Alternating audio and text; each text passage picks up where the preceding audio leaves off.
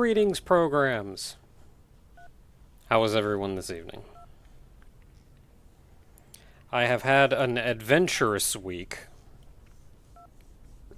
I mentioned this yesterday, but I was outside for a significant portion of last Sunday, and I got cooked. I was a fried chicken. Very bad sunburns. In particular on my legs. And I have been nursing them and coating them in aloe all week. And they're still bad. But I think they are getting better. They no longer hurt to touch. They are very itchy, though.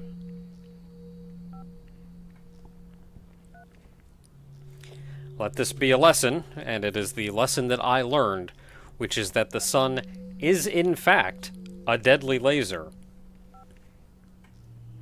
And even if you are in shade all day, the sun is lighting up the entire sky, and the entire sky hates you.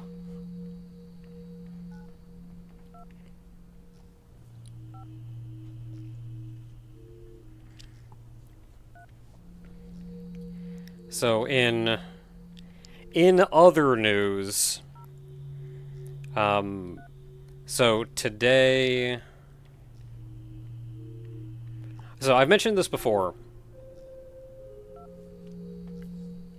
Depends if you are by reflective surfaces or not.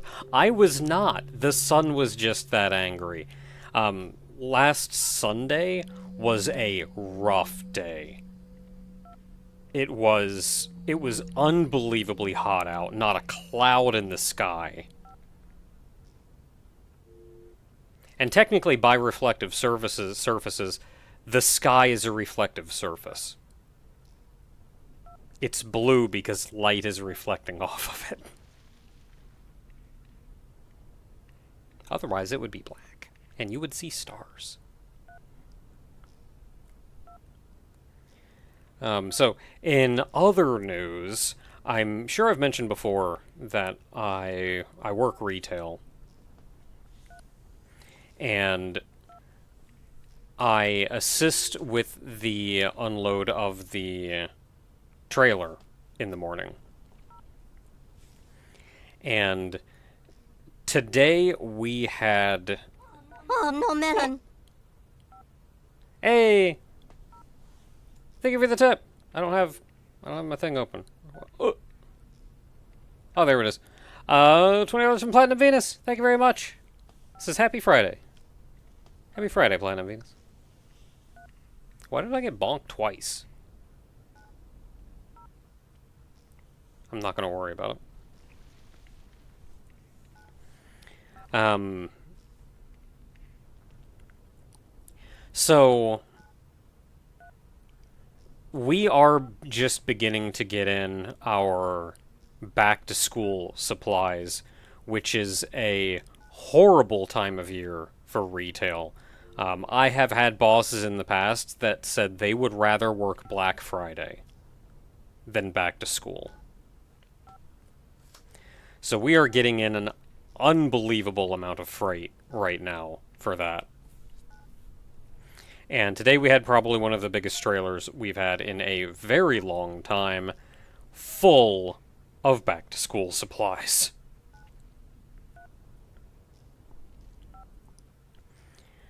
So...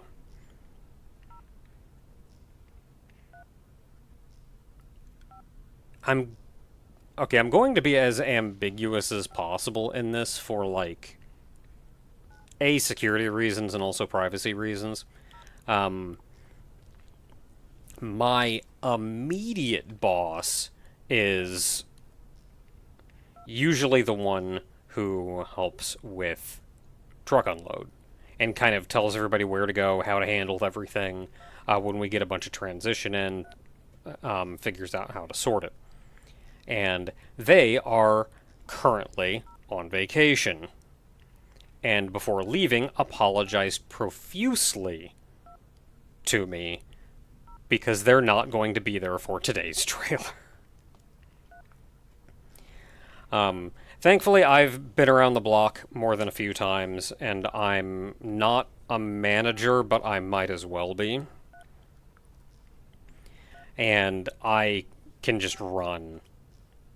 I can just run, unload. I can sort, transition. I can handle all of that. So I told them, don't worry about it. Enjoy your vacation. We'll take care of it. And it was miserable. We managed it, but it was miserable. Got everything cleaned up. Everything's tidy, correct. Got everything done. Back to school just stinks.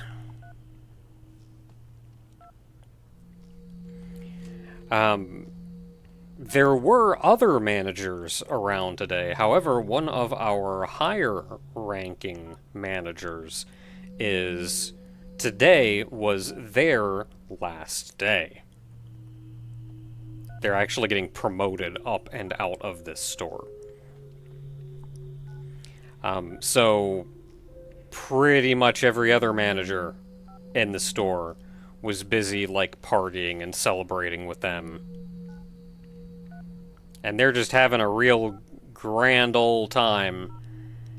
And us laypersons, of course, are dealing with the friggin' biggest truck of the year so far.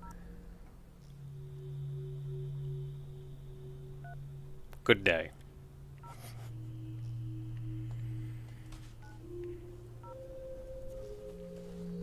I mean, we got it all done, though, and they gotta do what they gotta do, but... I'm glad that this is a weekend.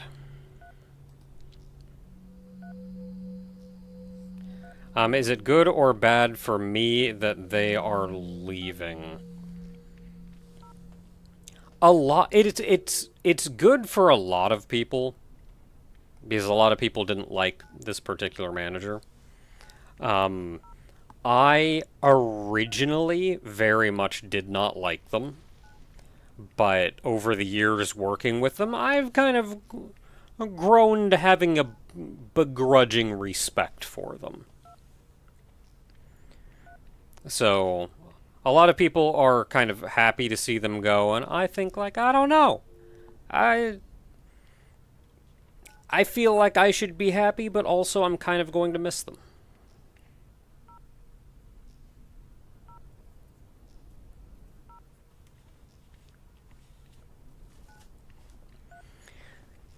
Okay, so that brings us to today. Oh, otherwise, what did we have? Pal World yesterday. Yeah, how good of a manager were they? I will say they... Over time, they got significantly better. When they started, they were very much like, I'm in charge, you do what I'm telling you to do. But also, they didn't really know things, but they thought they did.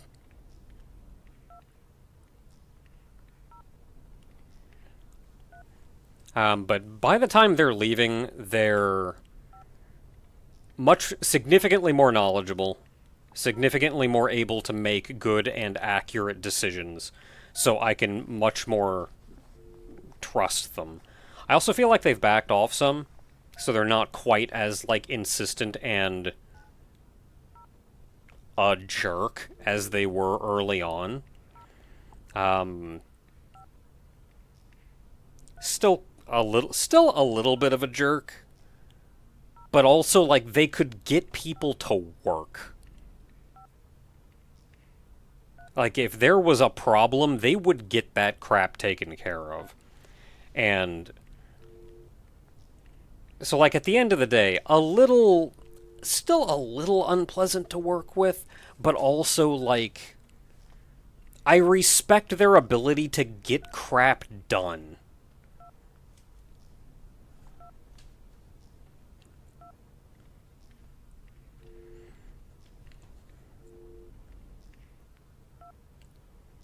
Which is certainly something I can respect, because there is another manager at the store who has been at this store for, like, ever.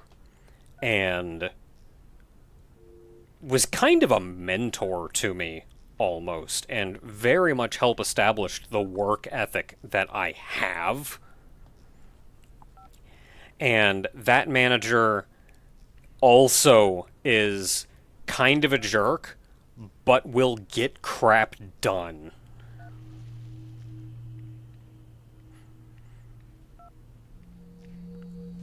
And so, like, anytime somebody badmouths them, I always think, like, I mean, I get it,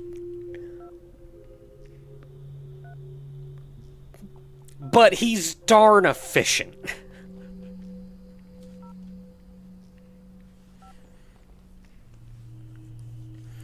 Okay, so, yesterday was Pal World. We mostly did a lot of exploring. We've mostly taken care of the entire central continent at this point. We're hitting that level barrier where our next goal is kind of to go to one of the outer continents, which is significantly higher level than where we have been. We also beat up a guy.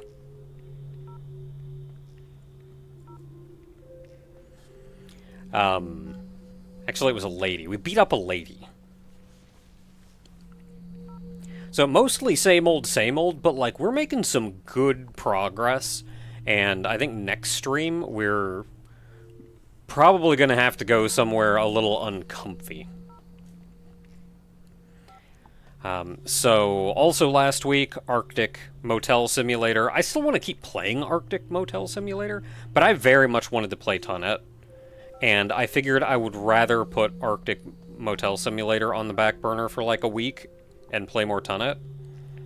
And we'll just get back to Arctic Motel Simulator next week. So on Motel Simulator, last week, we are expanding considerably. We have a restaurant now, who I am, as soon as I was physically able, I hired somebody to handle that restaurant.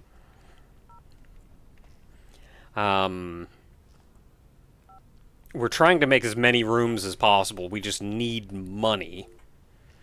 But the problem now is that we're making so much money and I'm running around ragged doing 100,000 other things.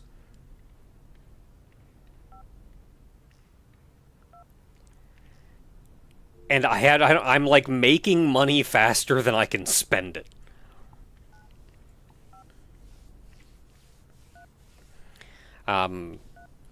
We did get a second male secret agent, so finally Vince gets a little bit of a break. I'm sure he's getting sore.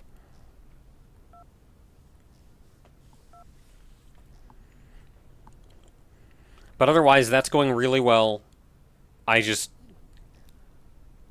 need to be able to hire more people.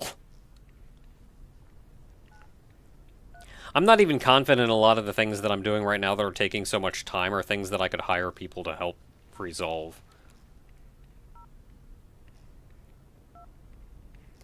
That Motel Simulator is a fast-paced game.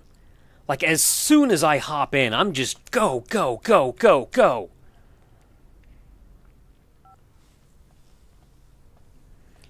So tomorrow, I see no reason why I will not be able to get back on Game Dev Stream. With any luck, I'm going to be able to finish the Idle Game update before stream, so we can start working on something else. That'll be fun.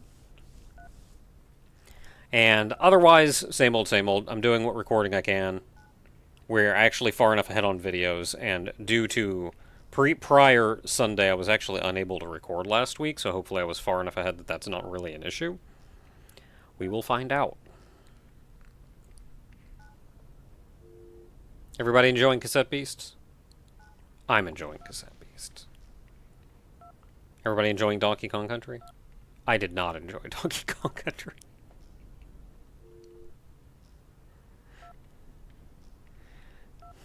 Now, I feel like if I were playing that game with more modern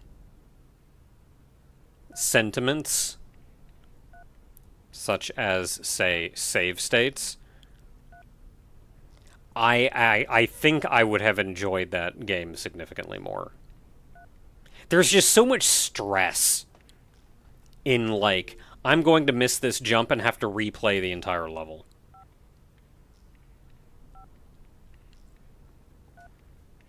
And even if you just use them sparingly, I feel like it would make the playthrough significantly more enjoyable.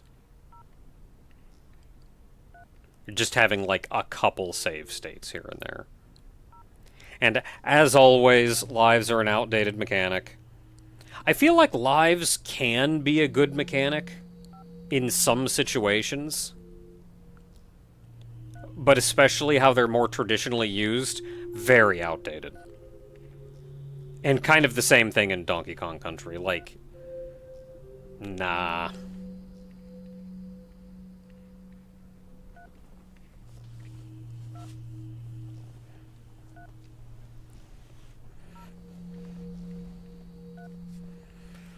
Okay, so, Tunnet. We played this a good couple weeks back. We played it before Arctic Motel Simulator. And we actually beat the game. The game was finished. So why have I continued playing it? And that's mostly because I just kept looking at my network and seeing flaws and wanting to improve it. And I tweaked it, and I tweaked it, and I tweaked it. I think near the end of the final stream that I did of it... Wait, hold up, nope.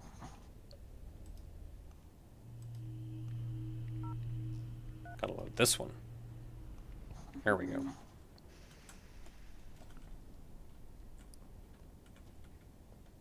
What the heck, I didn't get to buy this thing in my new save. So this is the same save as the first playthrough. Like, this is the same save from the first playthrough. And I have tweaked it and tweaked it and tweaked it to get it to where it is. So let me give you a quick tour of what all I have done. Oh, I had a hot mess over here that I completely forgot about. So we unlocked color-coded cables. So I went back and I turned every subnetwork into a small loop. So this is very much a loop network. It's very much a ring network, but it's a ring network with several sub-rings. Like, there's a ring that connects to rings that connect to rings.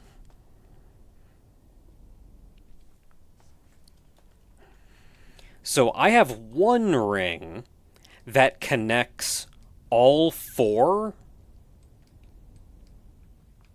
of the different areas. So all it does is, like, take a pit stop at this one, pit stop at this one, pit stop at this one, pit stop up at this one. And I didn't actually run a wire that far, though. I made gratuitous use of the wireless, the Wi-Fi network. So the way the Wi-Fi network works is it will send, when you put a signal into the Wi-Fi receiver, it will send it to the nearest receiver. So if we start out here in the villa, I send one from here, and the next closest one is the monastery. So it sends the signal to here. When I get the signal from here, it sends it to the closest one, which is actually in the military base. When I send one from the military base, the closest one is actually the beginning. When I send one from the beginning, the closest one is right next to it, which then goes on a single, very long cable route all the way back to the villa. So that's our ring, done mostly with... That's our main ring, going mostly between the four outer ones. Then once it is received by those, and this may be easiest to just show off here.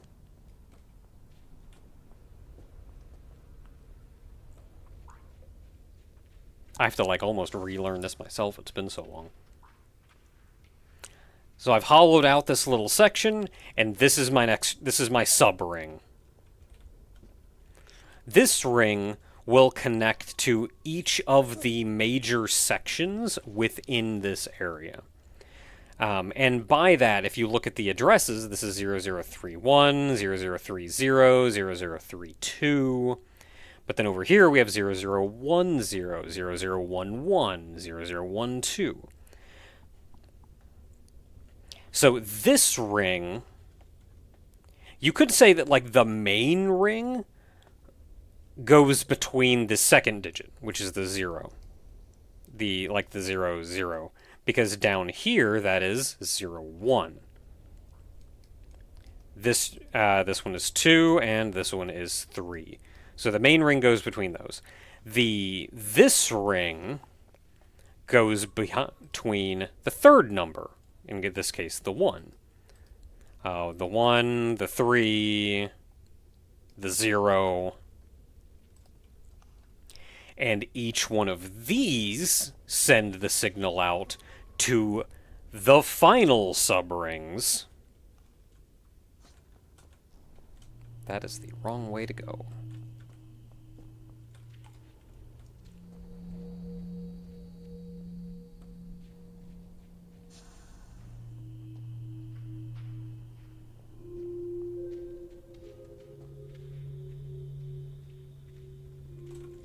Where am I even going? Is there not a closer subring that I could have gone to?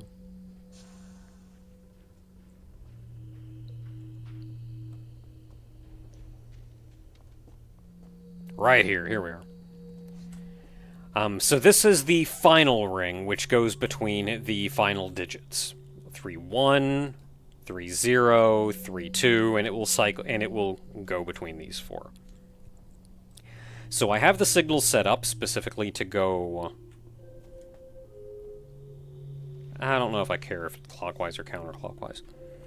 But the signal comes in, it goes around this loop, and comes back here. It then tries to leave, but if the signal is set to be in here, this stops it and just keeps it in here. Which ensures that a signal that is coming from one of these 4 to another one of these 4 never leaves. It just goes... It never leaves this ring. If it is not on this ring, it will go back to the larger ring, where it then checks everything in there, and if it is not set to go anywhere else in this whole ring, then it will go out and go to the biggest ring, which will see which one of the 4 major areas it needs to go to. This was a lot of work, and at the end of the day, it's only so different from what I had at the end of my initial playthrough. And you can see my transfer rate is 430 kilobytes per second. Nothing to sneeze at. I think at the end of my run, it was like 100 and... It's like 100, I think? Maybe it would peak up to like 120. And I didn't change a lot. I mostly fixed errors. Like, I found there were whole sections that just weren't getting network.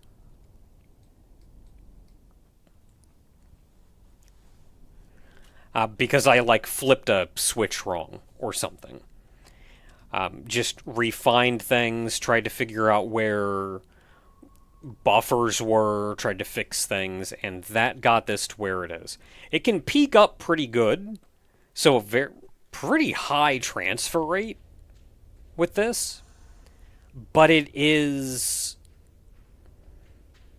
There's a lot of unnecessary...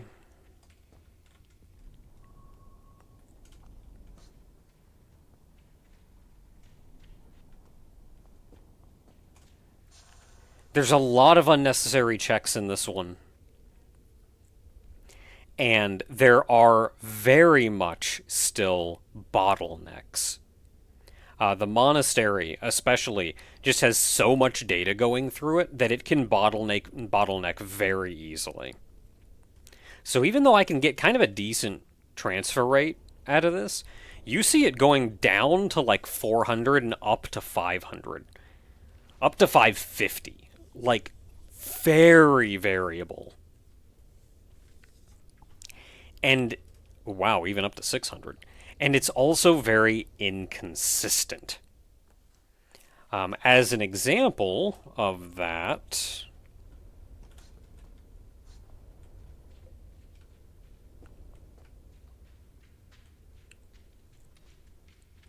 back in your house, and I didn't realize this until much later,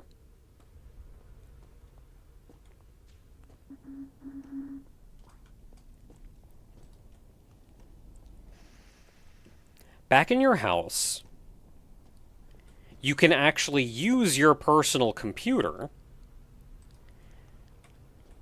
and if you hit the refresh button, it will bring in a bunch more objects that are for sale that you can buy. Then you can look at what it is, and you can purchase it. However, this is still entirely done through your network. When I click purchase on this, it lists who the seller is right here. When I click purchase, it is going to send a signal from this computer to the seller. And only when they receive it do I actually purchase that item. And this was proving very difficult for me. Because it is a very inconsistent network. I know it's super cool. But because this is a very inconsistent network, like I just dropped down to sub 400 when you saw up nearly at 600 before.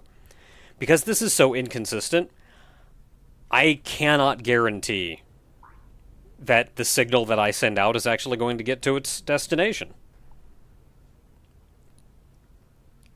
Which is a little frustrating.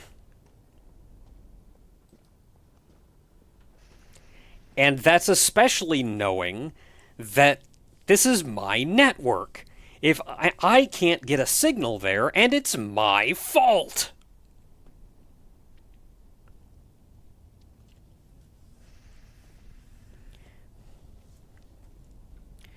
So there were other things that I needed to do and fix and change. And I ended up looking at this network that I had built and deciding that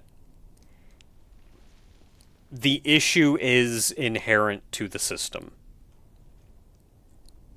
I cannot make the network significantly better than what it is or significantly more consistent than what it is because of how the network is. So I decided I'm just going to scrap it all and start fresh. So before we do that, though, or before I show you where that trail of thought went, because it's been an adventure, let me tell you, I want to go check something. Because I need to see how I did it.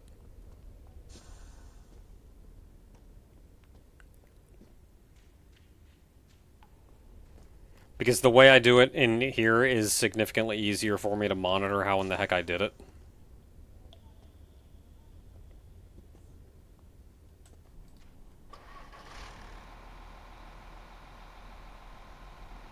A lot of my changing things around was also just making things more consistent. Like, I put all of my terminals, all my relays, on the wall. Every single one of them. I used to have them on, like, the down diagonal or the up diagonal or on the ceiling or just kind of wherever I needed them to be. And this started proving to be a pain in the butt.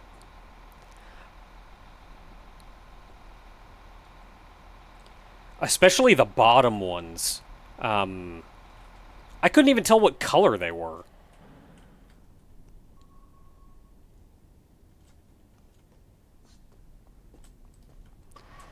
I couldn't tell where the wire was going because it's entirely hidden.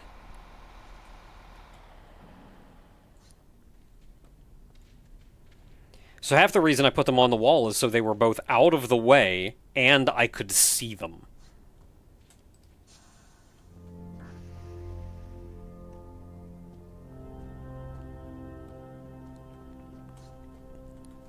So here's something else fun. I didn't really pay any attention to this in the original playthrough, but it ends up being kind of a whole puzzle to solve on its own. But the monastery mainframe has a lot of piers. And the reason it has so many piers is because it literally sends a signal to every other endpoint, every single one. And that signal is either this one, which is hard to see over the tile color. Will I go look somewhere a little darker?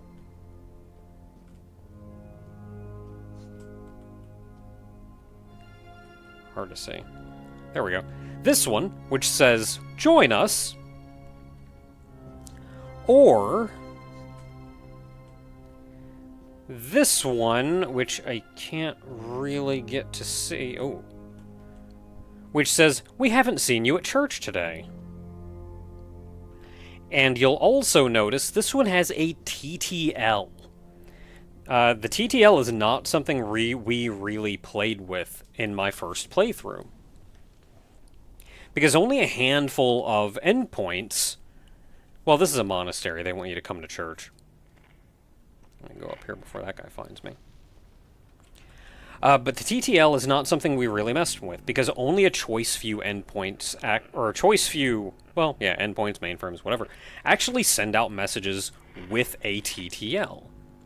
And it's very easy to overlook them, especially the ones coming from here, because the TTL is usually run up by the time you check for it. And yes, TTL is time to live. That number is quantified as every time that signal hits either an endpoint or a filter, it is decremented by 1. And when it hits 0, the message deletes itself. Which means there's a very good chance that it just cannot reach its destination if you have it going through too many endpoints or filters. And the way I have the system here, especially with the rings, this is going to go and hit every single one of these endpoints, decrementing the TTL before it gets to its destination. And this is why they also put filters in instead. Because if you just put a filter in front of this endpoint, it's not going to decrement it, and then TTL means nothing. Filters also decrement TTL. So you have to very carefully orchestrate and organize how you want these messages to go out. So, funny thing of note, before I get to that,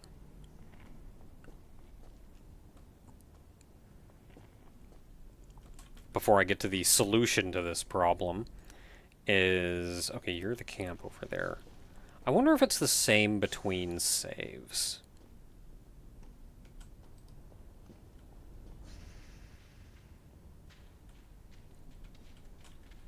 Where's this camp? This one. So this camp sends out a signal... Oh, there it is. You can see it in the bottom. It's sending out a signal to 0200, which is the mainframe where we just came from, that number. So it's trying to send a signal to the mainframe.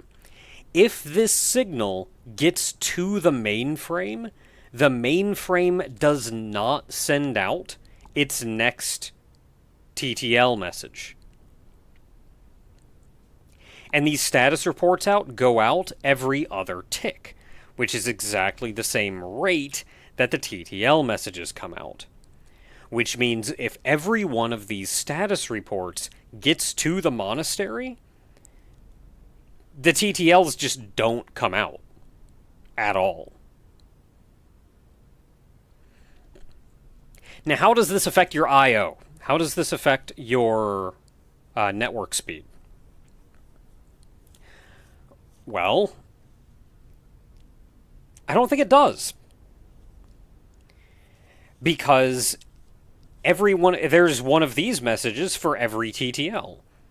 Which means, yeah, this cancels the TTL.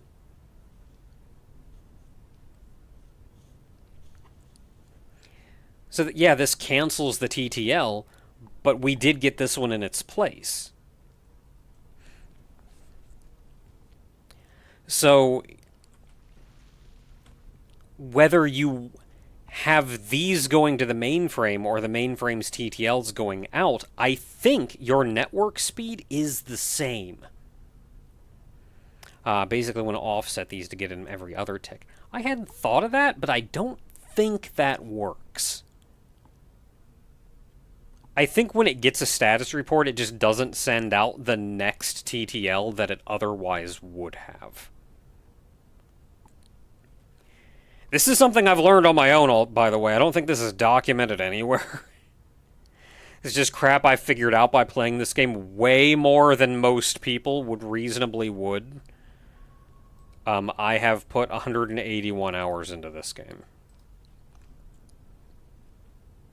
Look, I'm pretty sure I have ADHD, and this has been my hyper-focus lately.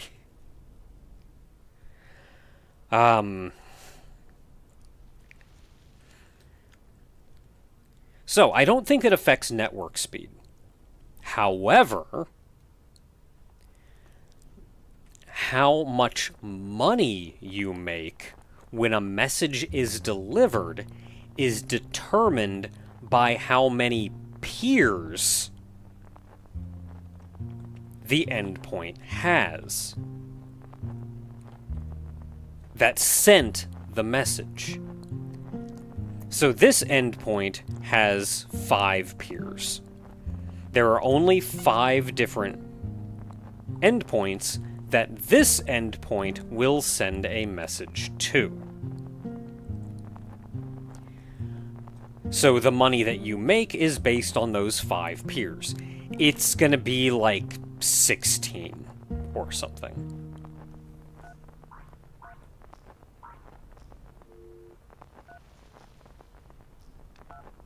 Oh, it only has 2 peers now.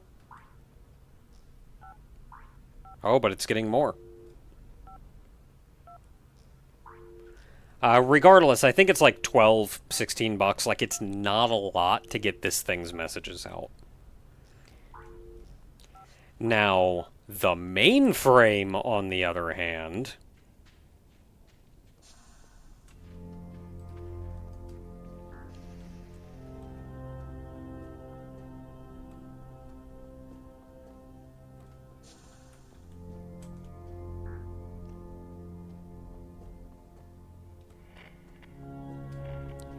has a lot of peers.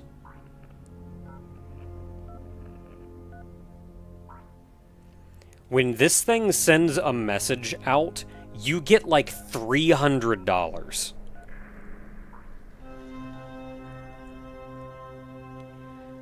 So while I don't think choosing one over the other affects your network speed, getting all of this thing's TTLs out makes you a significant amount more money and is also significantly harder to network.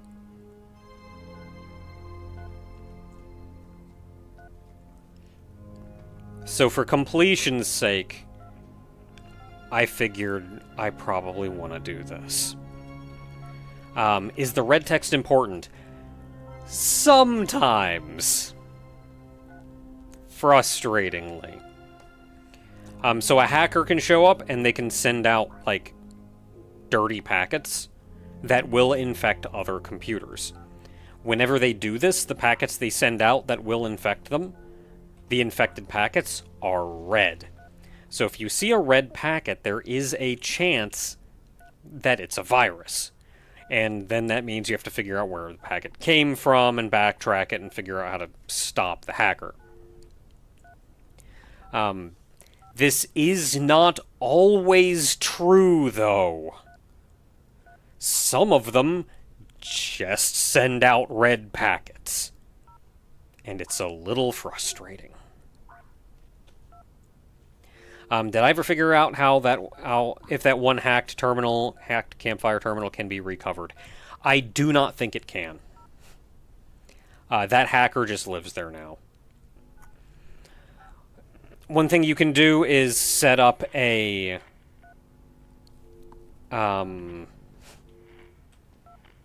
filter right in front of the terminal that stops anything from going out.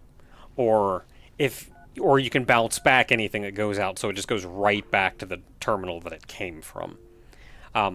You still want it to be able to accept incoming, because you still make money for that. You just don't want it to be able to send messages outwards. And sometimes when you do that, the hacker will leave. And then you're left just with a hacked terminal that you have to recover.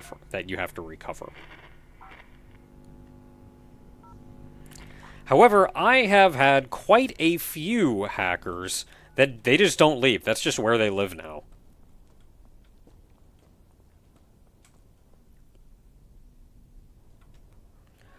Alright.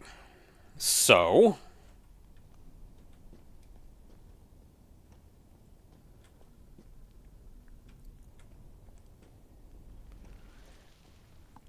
how did I resolve the TTL issue?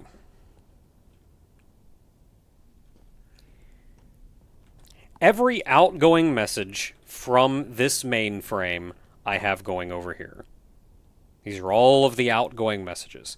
And I make sure nothing comes in here that isn't supposed to come in here with a filter. This is a different filter. Don't worry about that one. Which means if I send in something wrong to here, it will bounce back off the mainframe and then go back out to somewhere else. But anything outgoing from here gets sent off by this, so I don't want that to happen, because then I'm going to be sending random packets off on my own filter. So I just make sure incorrect filters just don't come in. So correct filters, all filters leaving this thing go out. And because I needed a place to do this, they go out and they go up here.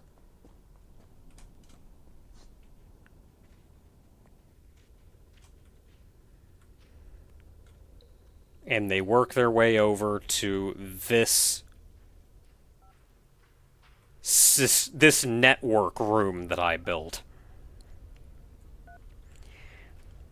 This sorts every packet with a TTL by where it needs to or does not need to go.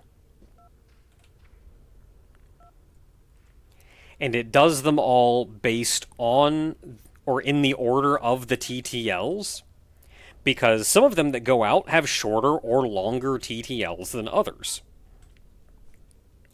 And what you want is to go through everything, and it all lines up perfectly so that the TTL that comes out, that is incorrect.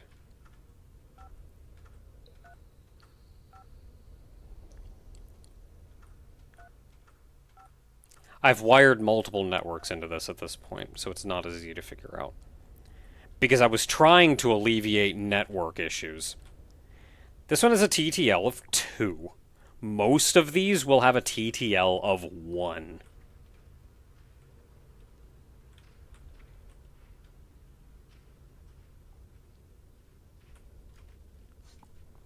And it's sorted to be that way.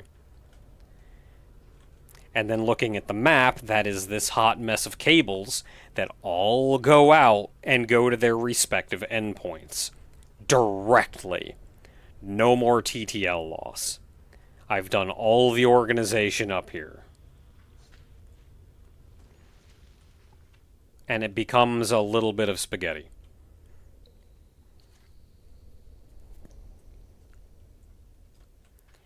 So this took care of the TTL.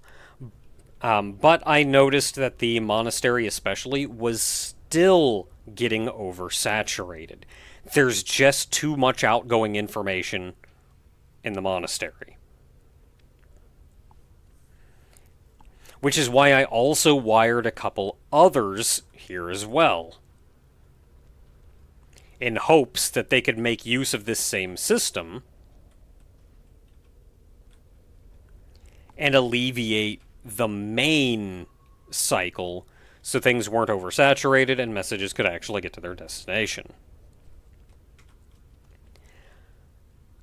Unfortunately, it does not. Even after everything I've done, it's still oversaturated. And I still cannot reliably get packets to where they need to be. This is as far as I got before I said, I need a new strategy. I need to rethink my entire layout and do what needed to be done. So I want to take a look at this. So this one actually goes 0 to 1. And this is 0. So we actually do stop by 0 first. Then we go 1 to 0. So we're actually coming in here next. And this is 1. Then this one is going 1 to 0, so it's going into 2. So these are going in order. And this is going 0 to 1, so this one goes in here. And yeah, we do need this filter.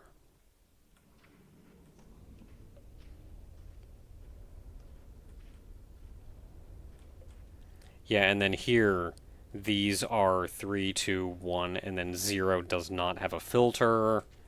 This is 3, 2, 1, 0 does not have a filter. 3, 2, 1 does not have a filter. 3, 2, 0 does not have a filter.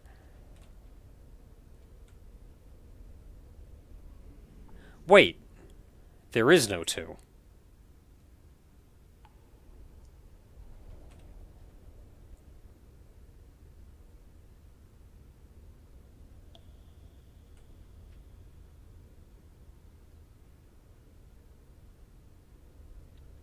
Three, 2.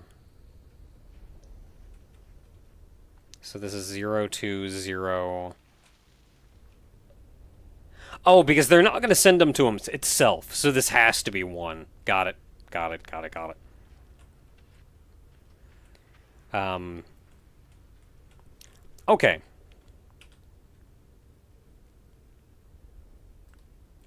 So let me show you what I've been working on since then.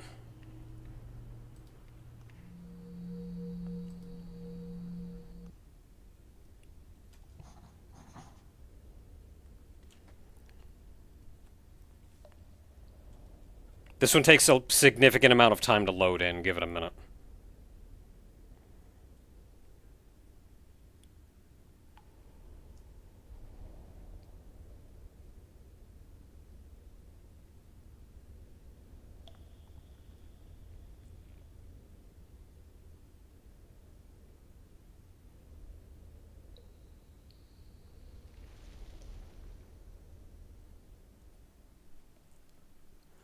Okay, you've seen the complexity in what I made before and like sorting out the TTL and everything. Behold the weave.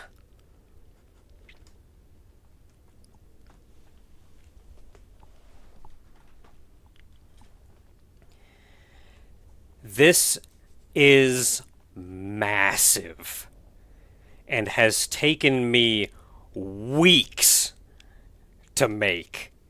It took me days just to dig the hole out.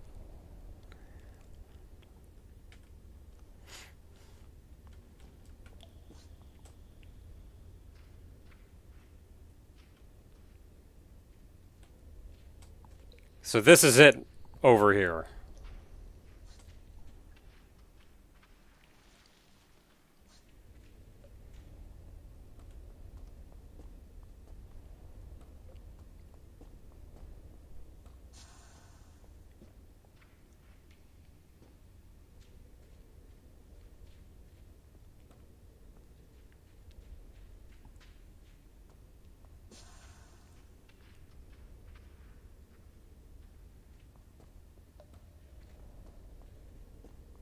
And there's the other end.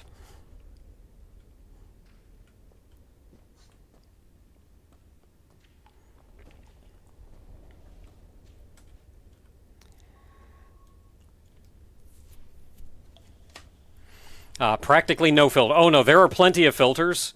So what this is a... I call it the weave, specifically because of how I wired these things. So you can see this relay goes left and right from here. It does not go up and down, which means this relay is not connected to either of these two relays. It just kind of happens to be sitting on the wire. This one goes left and right, but it does not connect to this relay. It goes past that one to this one. So all of these relays kind of hop over a relay. So it's like this one connects to this one, connects to this one, connects to this one. And then when there's a relay here, we have this one goes over that one to this one, over that one to this one.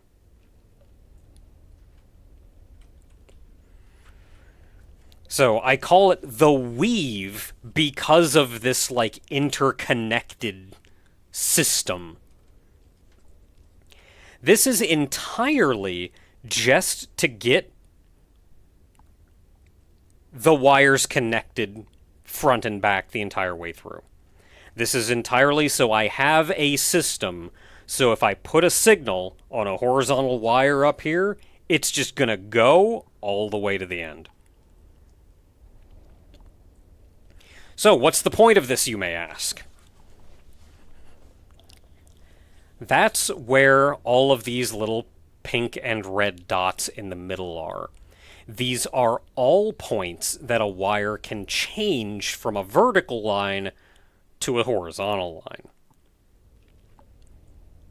So what I have is the bottom are all of my inputs.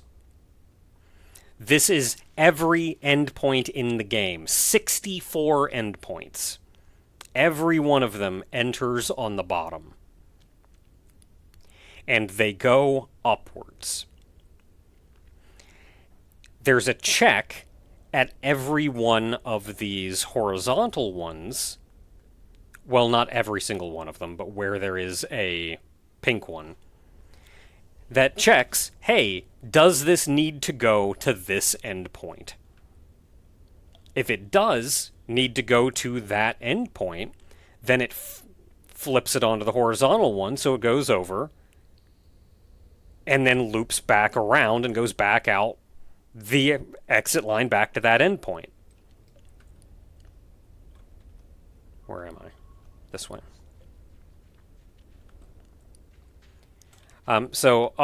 For the record, the reason there are these red and blue horizontal lines out here is because I got lost out here several times.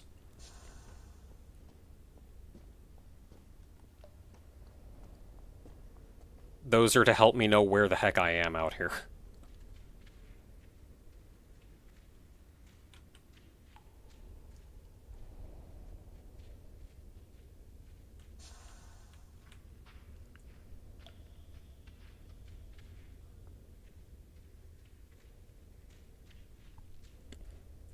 Yeah, a massive truth table. I suppose that would be the truest thing.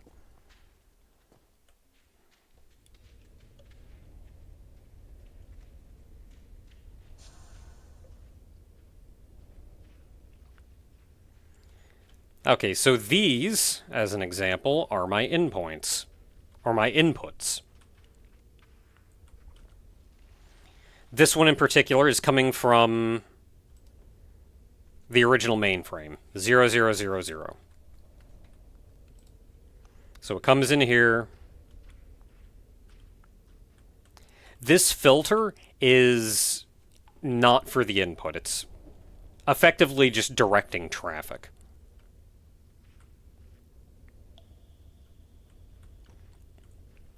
This filter is not designed to actually, like, make any filters. It's just designed to bounce things back.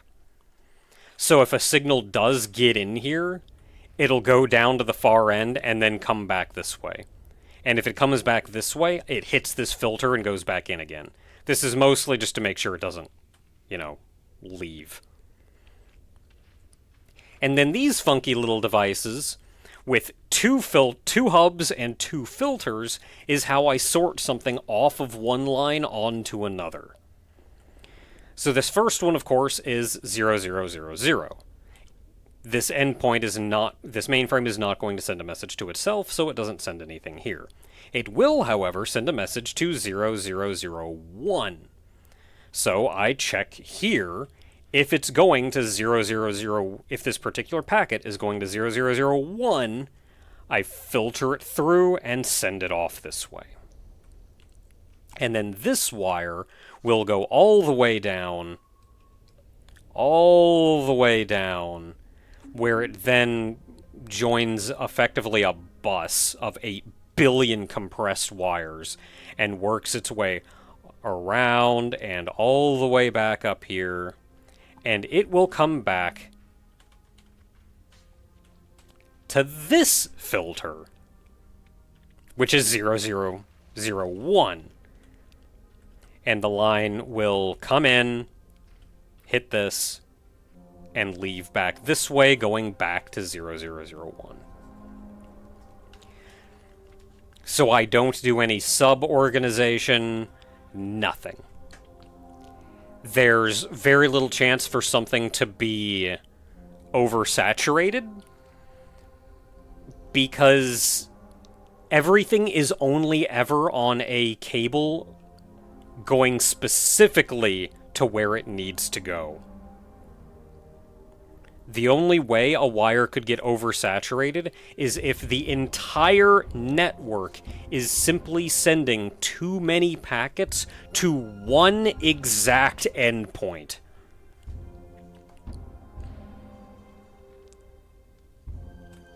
Which it does actually get close to doing that in one place. So yeah, this is massive cave I hollowed out, and then I've been putting in all of these filters and everything.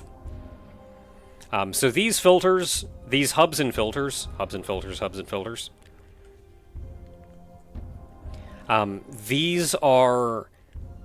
It's kind of a funky little setup that I've got here that I just know how to set up to do the thing. But effectively all this is a check to see if it needs to leave, and then a merger. The first hub and filter is the check to see if it needs to leave. So the signal goes into the hub, and then from the hub, like from this way, it goes into the hub, and then from the hub to the filter. The filter says, if it's not going to 0001, send it back. So if it's not going to 0001, it sends it back to the hub, and the hub sends it on its way. If it is going to 0001, then the filter passes it on. Now, this line is an ongoing line. There may be other inputs to this line further upstream, because this is everything going to 0001. And it may be more than one endpoint is sending a signal to 0001. So I can't just go from here and go, all right, send this line directly to 0001. Instead, I have to merge it with this line. So all signals going to 0001 join in on this one line. And that's what this filter and hub are for. This ensures, because all this filter does is literally just send back literally everything that comes in from port 1, which is the port with this hub. And that means that every single signal that's coming down from upstream will hit this hub, go up to the filter, and just get sent back to the hub. Every single one, and then sent on its way. So it's just, every signal is effectively just bypassing the whole thing. Every signal that's coming from here, since it's approaching this filter from the back, it just passes through and goes to the hub, and the hub sends the signal downstream. So that is that whole hot mess.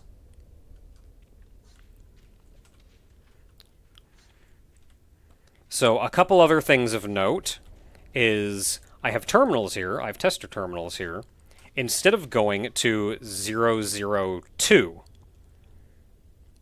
because there is no 002. A couple endpoints will actually send a signal to 002. There is no 002. There's 000, 001, and 003. There is no 002 in this first area. So these just have to be... You just have to kill these signals. They have nowhere to go. Nothing you can do about it. Even in a proper ring network like we had before, the signals going to 002 can clog up the system because they're just going to go around forever because they don't have a home to go to. So even in a ring network, you have to make an output that just kills all of those signals. And so that's what these four are. How do TTLs survive this? By not entering it. I'll get to that in a minute. So, you'll also notice how dense the wires are down here in the corner. And how, such as down here, I can have one yellow input, like one yellow line here, and that becomes 4 yellow outputs. Like this one line splits into 4. How do I do that? Literally by stacking them on top of each other. This one yellow line is in fact 4 yellow lines.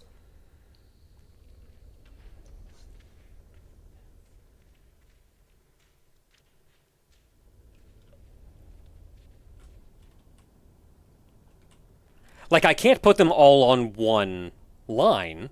I can't just combine them and put them on one line, because that could oversaturate that one line. The whole point of this grid is that everything stays separated.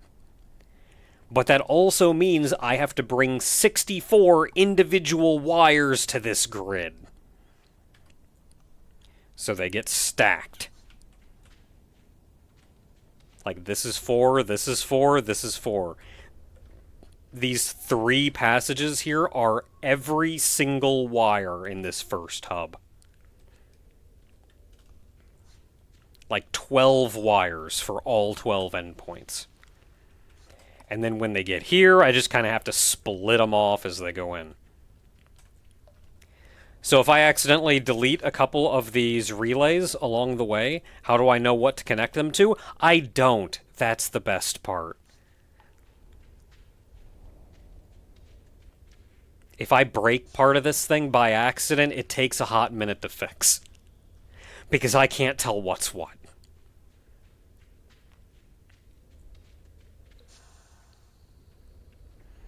That is that is also where you see all of these and how dense the wires are down here. And that's because, similarly, these are all stacked lines. This is 64 wires. So it's 16 wires, all stacked 4 on top of each other. There are 64 individual wires, lines, going through here. Is this place earthquake-proof or cave-in-proof? Not in the slightest.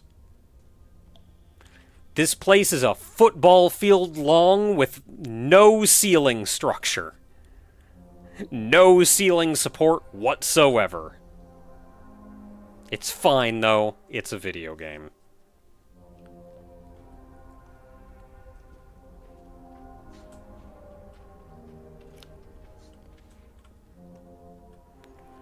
Okay, so the question of how do TTLs survive this? And the answer is, as far as I know, there are only 2 endpoints in the game that send out TTLs. Aside from potentially some of the subnetwork chambers, which have internal TTLs, so you never have to worry about them. If you've solved the puzzle of the subnetwork chamber, you did it. Good job. You don't have to worry about your TTL. Aside from maybe subnetwork chambers, I think there are only 2 endpoints that send out TTLs. One of them is the Villa mainframe, and it sends out TTLs to these 4 endpoints inside the Villa hub. This is once again kind of its own little puzzle to make sure these get around in the correct order. And once you've solved that puzzle, you don't really have to worry about them anymore. So we've solved that puzzle, don't have to worry about it, we're cool, we don't have to worry about those TTLs. We do, however, have to worry about the mainframe's TTLs. Now, I could take the easy route and just send the camp's signal up to the mainframe, and then the mainframe doesn't send out TTLs, and we don't have to worry about it. But if I'm going to put this much effort in, I might as well go all the way. So I actively block the camp's output signal, so it cannot get to the mainframe. And it actually sends out a couple output signals. I only block the one that's going to the mainframe. And that ensures that the mainframe will indeed send out every single TTL. So since these are uninterrupted with filters, they make their way all the way up here to the grid. And I believe it's this red wire here, specifically the far left wire. No, it's not, actually. Is it this far yellow wire? It's this far yellow wire. Yeah, this far yellow wire is 0200. And that makes it all the way here, and it goes to something that I built here before the signals can enter the grid. That is effectively the little sorting thing that I built on my previous save. Effectively.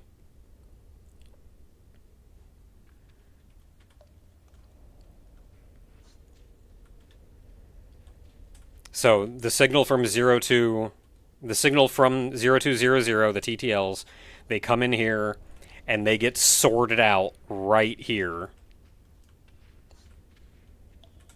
And if it's going to this endpoint, then it gets sorted out here and just sent right on its way to that endpoint. I did not dig the ceiling higher over here, so I can't rocket over these. And this is done with a merger, so they just go in and out, and then any other signal going to those same endpoints comes from the actual grid, passes right through this, and goes on its way. priority shipping, exactly. Have to have its own network and everything. Okay, so let's take a look and make sure that this is working correctly based on what I had before. So it is going 0, 1, so it is going into this one first. And then it goes to this one. This is also 0, 1, so it is going into this one. 0, 1, so it is going into this one. And then 0, 1, so it is going into that one. And then anything that's doesn't have a TTL should just pass right on by, where it kind of loops around here and makes its way over to here, where it rejoins and actually enters the grid proper.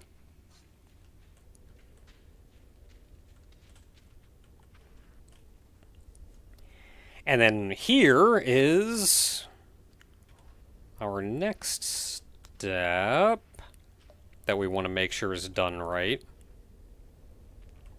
Later, Blade. Okay, so this checks 020 star.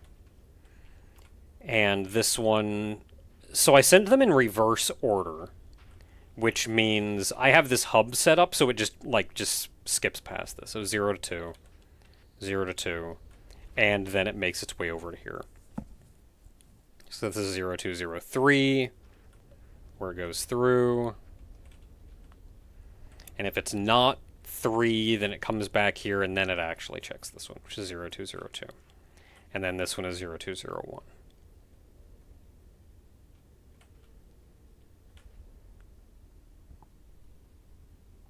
Do I need a filter here?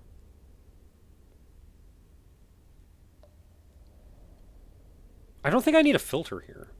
And I think that's part of my problem that I was having. Because I don't need to check if it's going to 0201. I know it's going to 0201.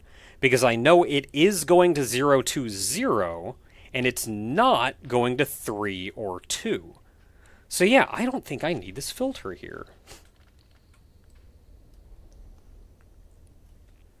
And I think that was my problem. One of these signals wasn't getting through, and I wanted to actually check that. And then this one is just a merger in here. That's merging out and going 0 to 1, so we'll just go that way and go home. I think that was my problem. So similarly, I don't need it over here either. Because if it comes into this, then we know it's going to 0 to 1. And then we're going 0 to 2, 0 to 2, 0 to 2. And then this is 3. If it's not going to 3, it backtracks, goes to 2, backtracks, goes to 1. And we don't need to check if it's going to 0. We know it's going to 0.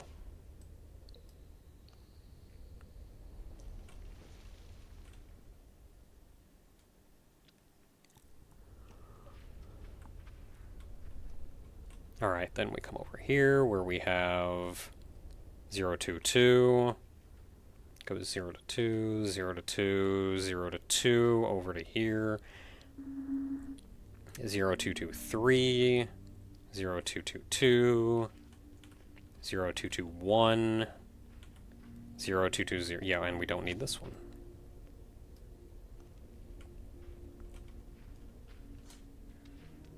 And then the final one. Yeah, if it makes it in, then we know it's going to 0, 2, 3. 0 to 2, 0 to 2, 0 to 2, that's 3, 3, 3, 2, 3, 1, 3, 0. Alright, okay, so that was one problem that I wanted to solve. Oh, if you actually wanted to see this thing active, I think I had it paused.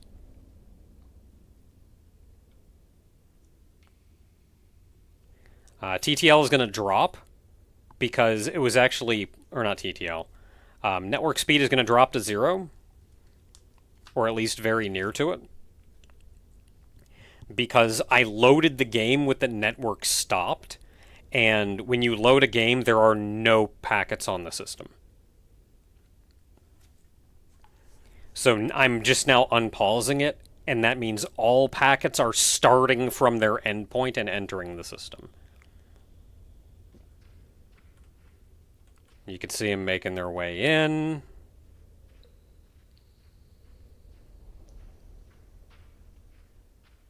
Starting to see some signals make their way out.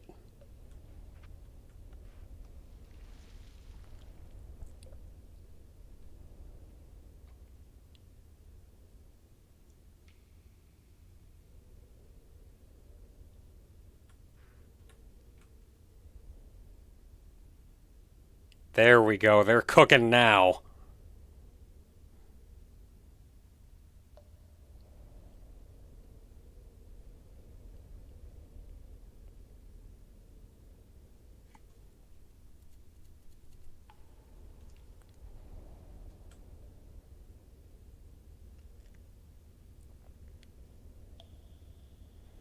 Once this thing gets running and gets up to speed, I get a pretty consistent 500 out of it. And I'm not done with it.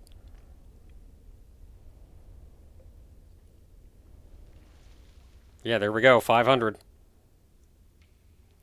It does still fluctuate some, but it doesn't fluctuate nearly as much as the other one did.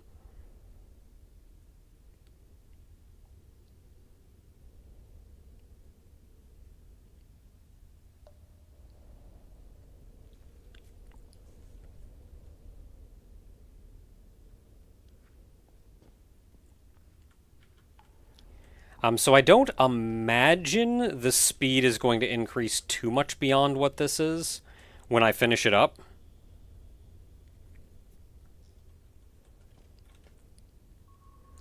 And that's because I still have to connect the final area.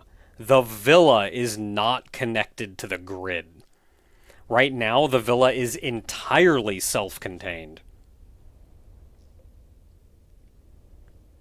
Which actually means the villa, some of the reason that our, oh, holy crap, 630. I would love if I could hit a meg.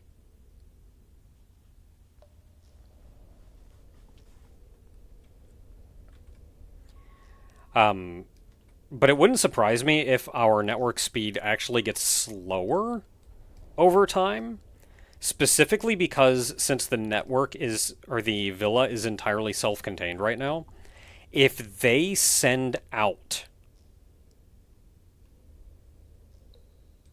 any signals going to a different area, it's just going to get trapped in the system and eventually bog it down to the point that no internal signals can actually get to their destination because they can't get past the signals that can't get out.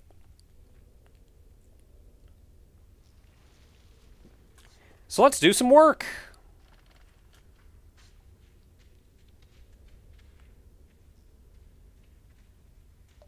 This is every wire going to the monastery.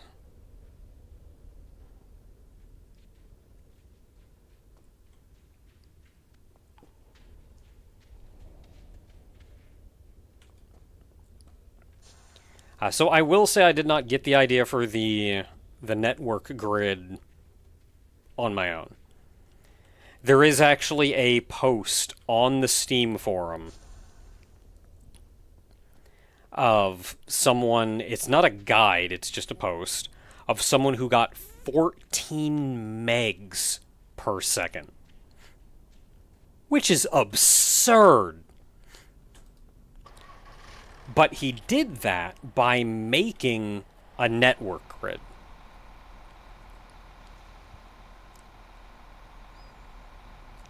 He also did more work than I did, because what I'm concerned with in making this is I want a consistent system that will get every signal to its destination without worry. It's as fast as possible and as consistent as possible, and that's my goal. What he wanted to do in the grid that he made is he wanted to see what the theoretical maximum was. So he built the network grid, and he sent signals into it, and then he built little filter saves, effectively. Oh, went too far.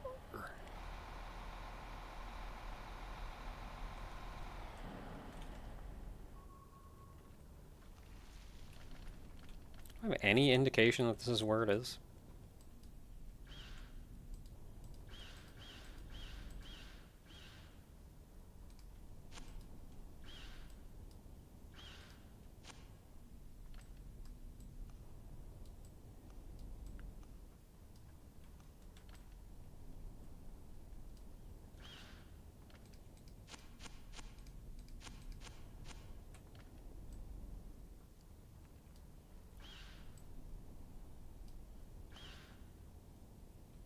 There we go.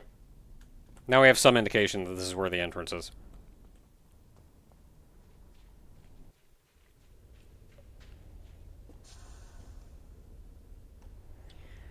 So he built effectively little, like, save points for the... at the output of this.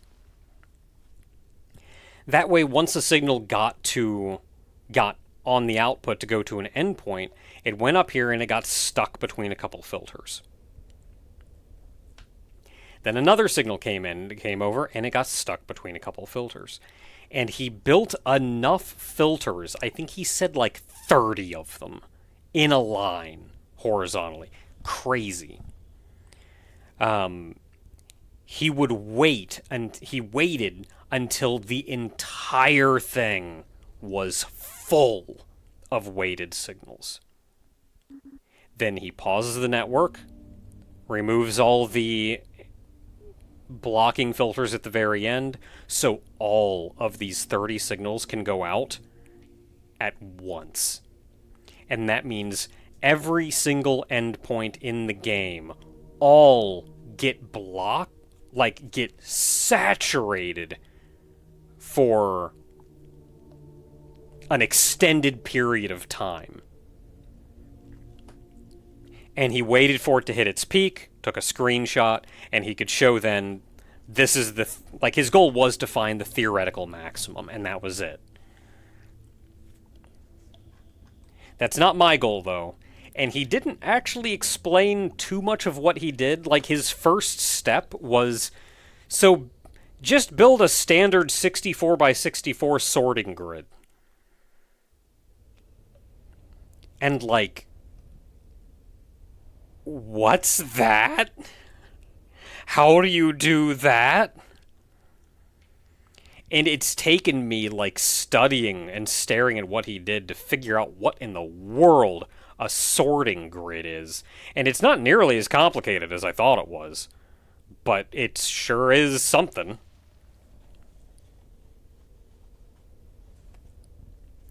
But yeah, my goal is to make something sustained, though. I want a network that is just perfectly functional at all times.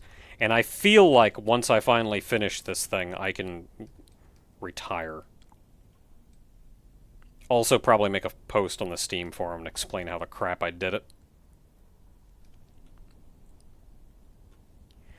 Okay, so we need to prep and wire this thing.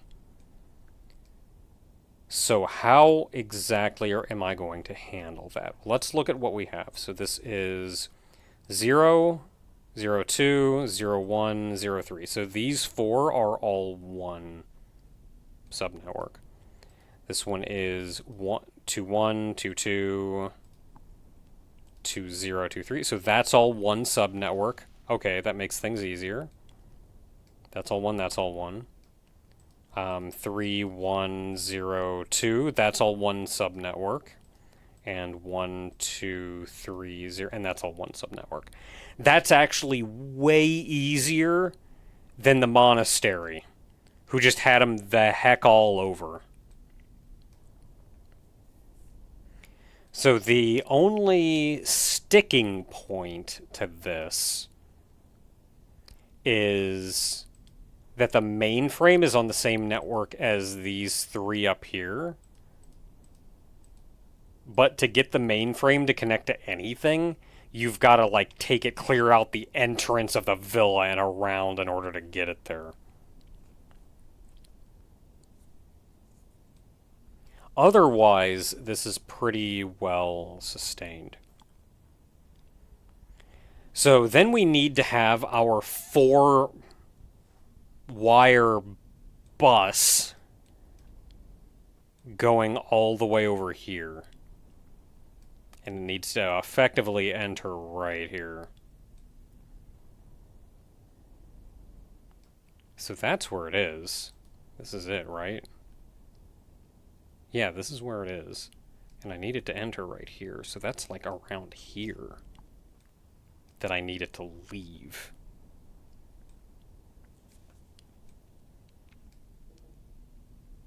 So if it's leaving from here... Yeah, that's right. Kinda. It's like leaving through this block. Yeah, I think it's leaving, like, up here. I'll get coordinates to make sure of that. We just have to kind of make sure stuff's working. Is this a... Oh, of course it's a military outpost. Military outpost is just kind of a pain in the butt to wire around.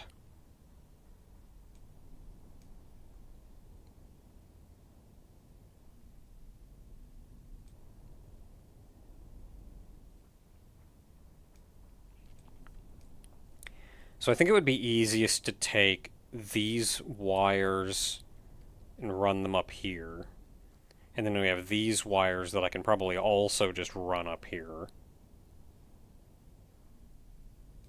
Is that the one with the lava pit? Oh, no. The military outpost has kind of a bunker and barbed wire around the far edge. The reason it's a pain in the butt is because the map looks like there's all this usable space around the outside of it, and there is no usable space around the outside of it.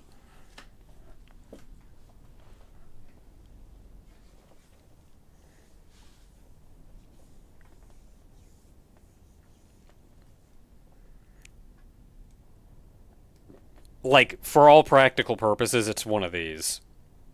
Like, just big old blocks you can't do anything with.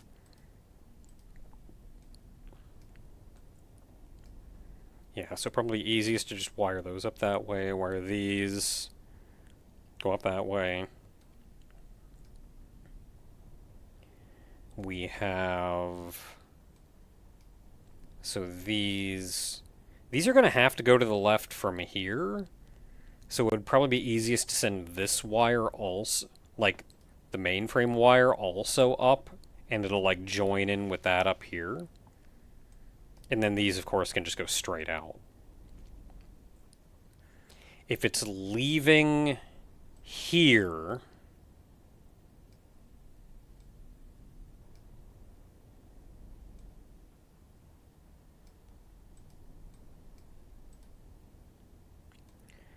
Yeah, if we're leaving here,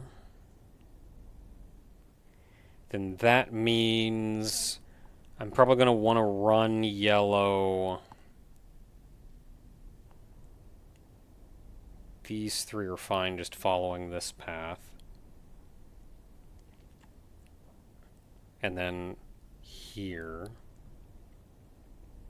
I may be able to do this one with only yellow going that way, at which point the military outpost won't be nearly as big a problem. And then we can just go straight out there. And then these...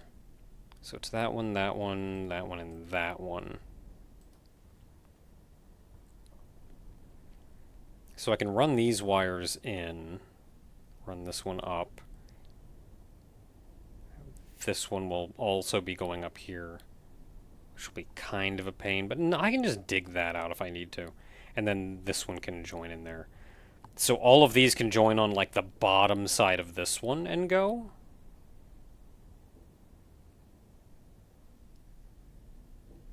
And then these should be considerably easier because they go up this way. And then they go over here and join in. And this one would do the same.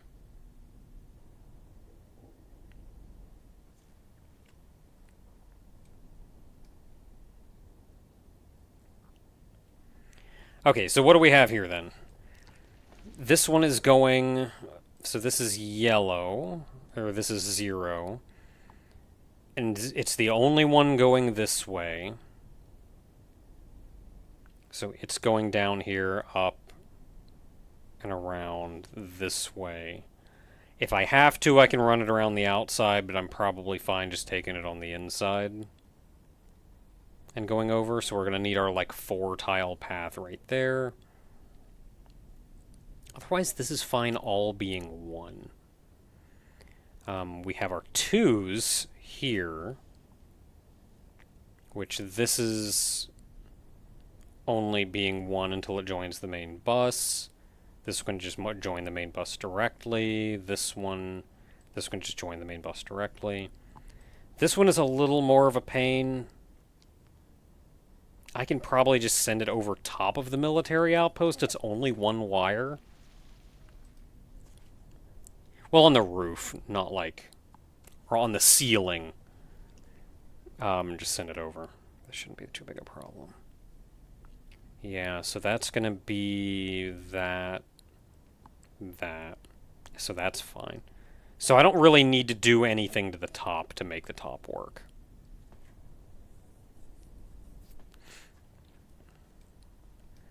The bottom is U4, which, like, you go in there, you can just kind of do whatever, and they all join up here, and then that's 1. That 1 goes up here, goes here. I'm probably going to need to make this wider to account for this wire, so that'll be like 2.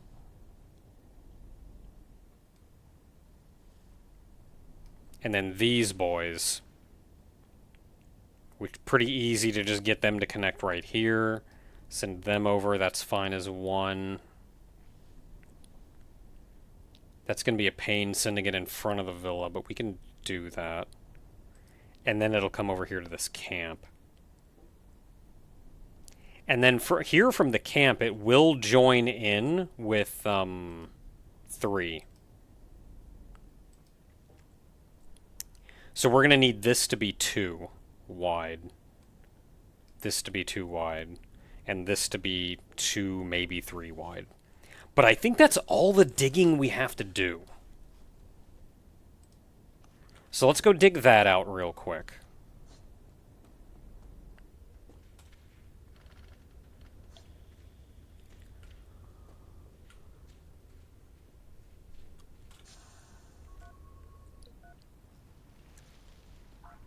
Yeah, so they're going that way, so we don't have to worry about that.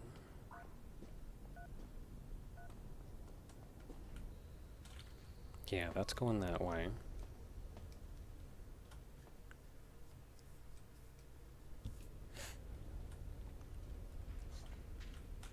So this here needs to be 2.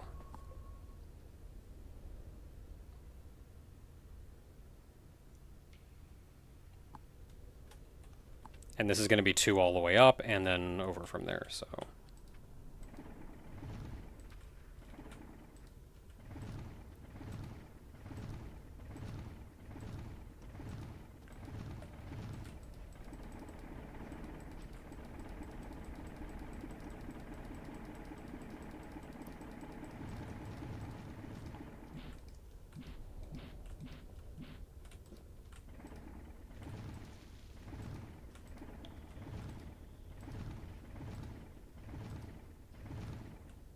Okay, path is too wide. Let's fill in the holes, make it look pretty.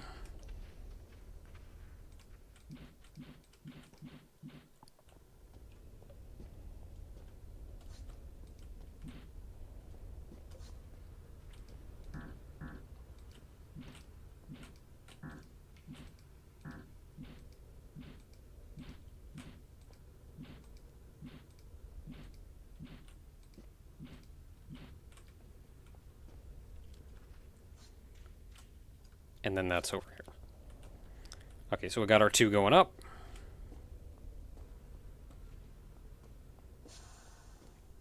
So I actually told myself that since I wanted to stream this, I wasn't going to work on it throughout the day. So, like, do some actual work, don't play Tunnet.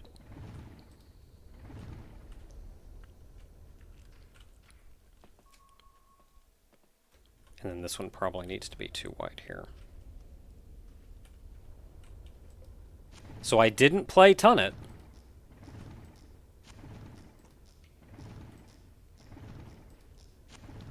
Instead I played Pal World.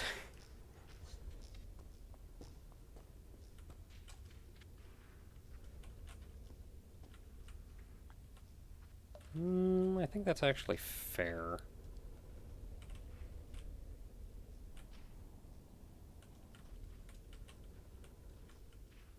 I'll do one more. There we go. That's good. I mean, I was playing Pal World, prepping stuff for Thursday stream, so it was technically work, just not the work that I wanted to do. Okay, that should be all the prep that we need to do.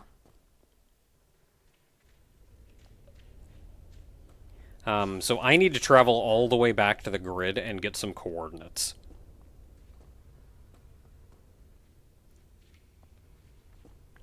I remember the height of the grid is -8, but I need to make sure I'm lined up horizontally with it.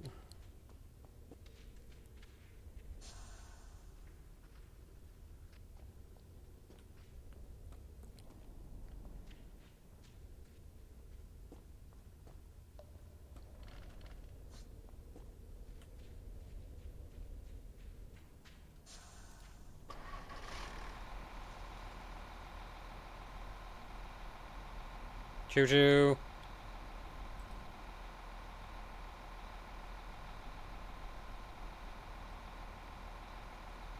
Ooh, this is gonna be a fun dig.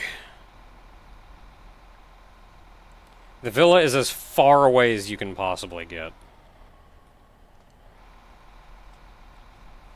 And it's going to have the longest diagonal you can possibly have, which means it's going to be an even bigger pain in the butt.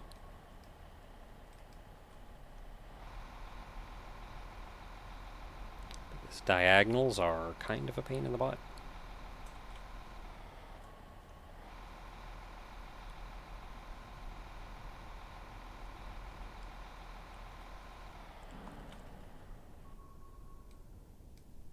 This is where I want to get off.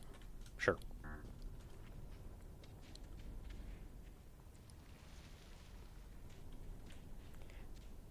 So in this playthrough, in re-prepping everything, I've been a lot more consistent about everything. A lot more consistent about how I hollow things out. I will prep holes as I'm going through them. So, like, I'll make sure the walls are nice and clean, too, everywhere I go. I have been very neat and organized.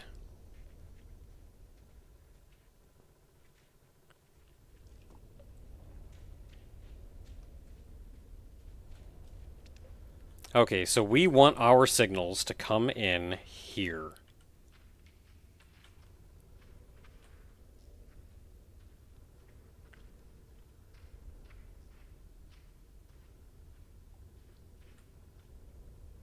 Wait, what?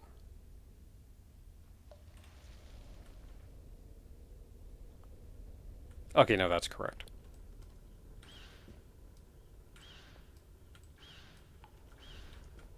So that's where our 4th signal is coming in.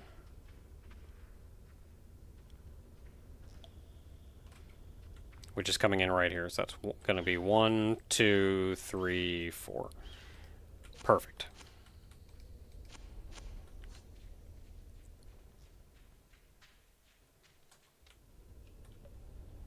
So this is... Open up Notepad. 19, 5, 4, -8. And this is 19, 5, 2.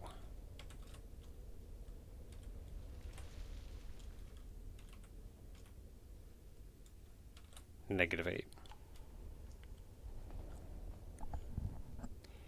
So each one of these numbers is supposed to relate to a block, I guess, on the grid. Like that first decimal is a different block. So this is 5-2, this is 5-3, this is 5-4, this is 5-5. Except that's not.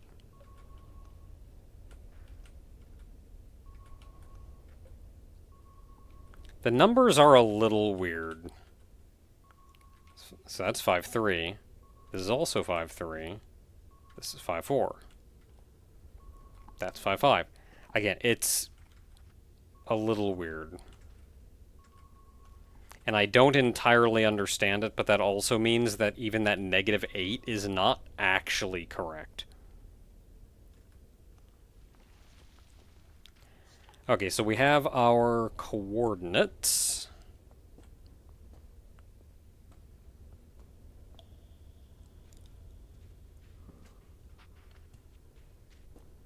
Now we go back out.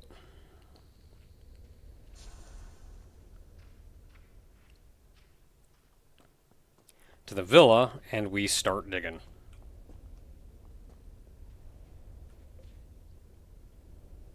Would it be easier to dig from here or there?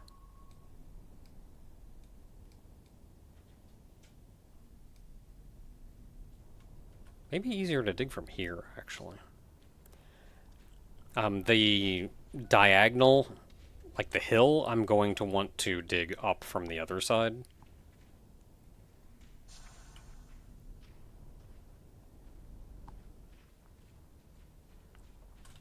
I am going the wrong way.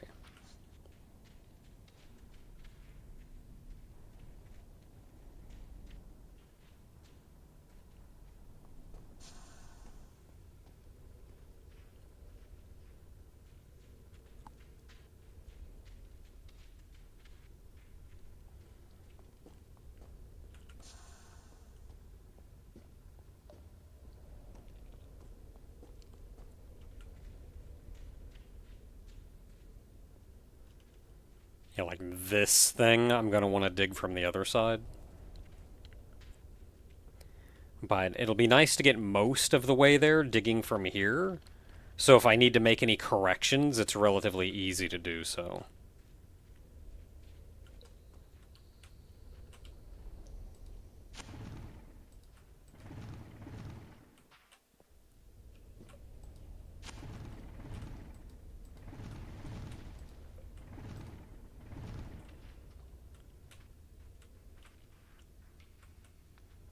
Alright, that's good. I didn't break any of the wires over here, which would have been a massive pain to fix.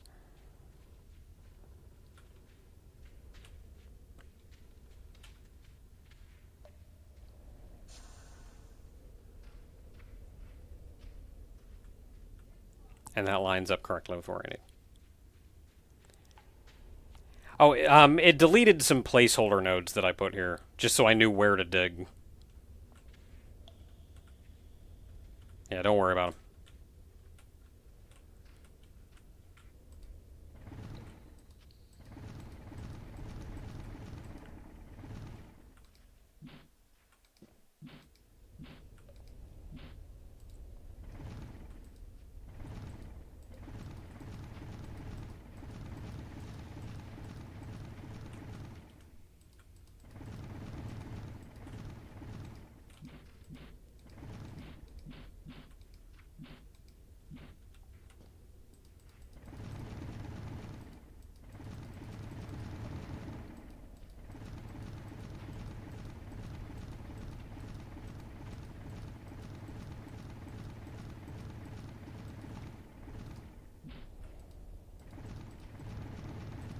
Whoop.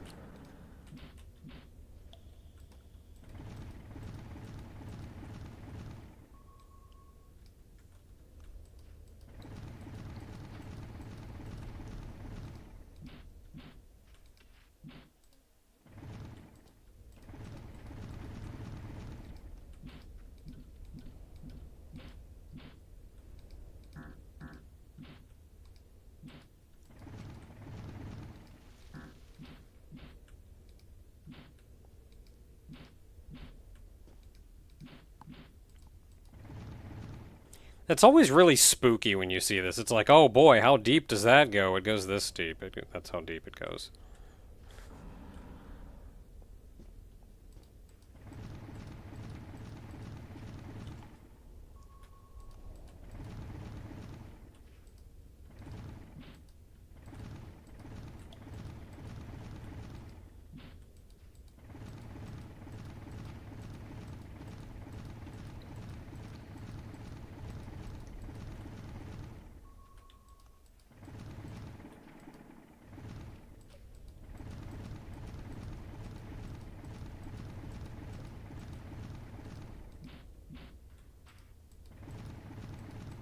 I'm not worried about making the hall clean.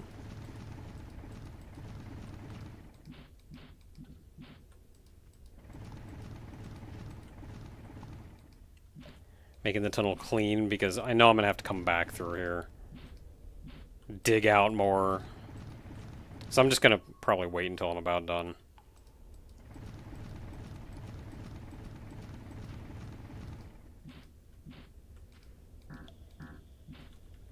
Okay, we are most of the way there.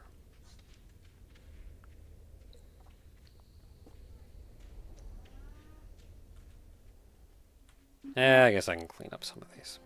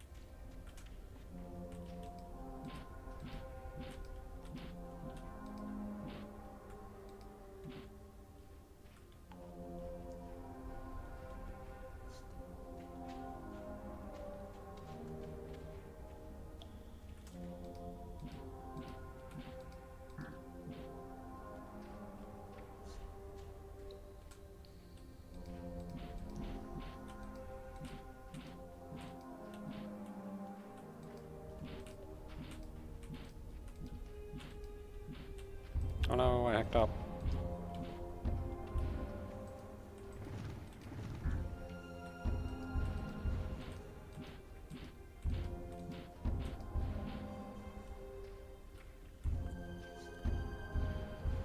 I'm just making sure the right-hand side is correct for now. Because I'm going to be digging out the left-hand side, so it's kind of whatever.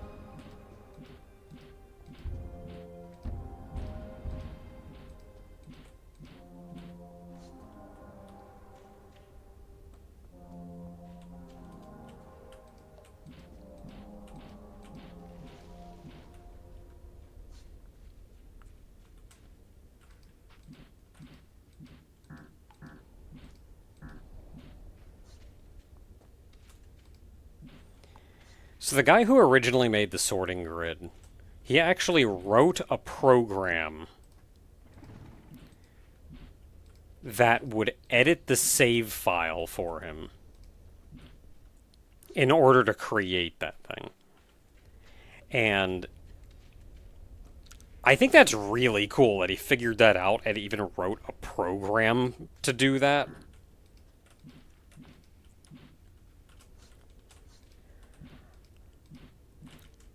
I, however, feel much more like this is something that I want to do by hand.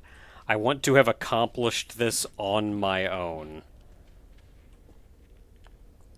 And some people may find that a little weird. But to the people who remember the various other giant stupid replication projects that I've worked on, I know there was. I remember a comment while I was making Hurl. Um, that somebody was surprised to see that I was going to such an extent to replicate Hurl as closely as I did. And they're saying that's a ridiculous amount of work. Why would you do this? And I remember somebody in chat saying, "This is just what he does."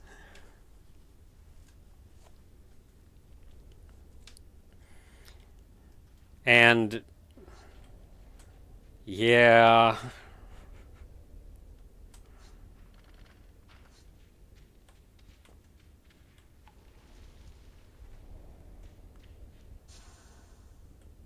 this is my Zen time. This is what I do to unwind.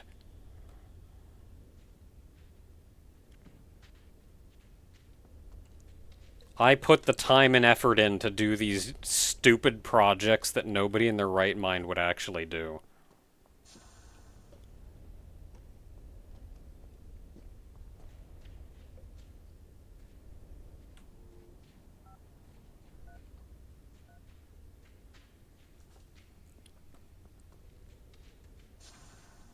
Like I said before, I'm relatively confident I have ADHD. And this is my hyper focus.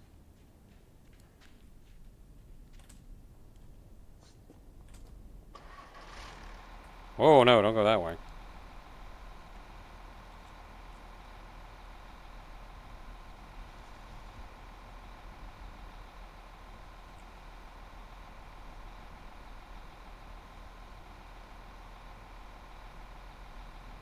Yeah, other people prune those little bonsai trees for hours. And I replicate Hurl in the Doom engine.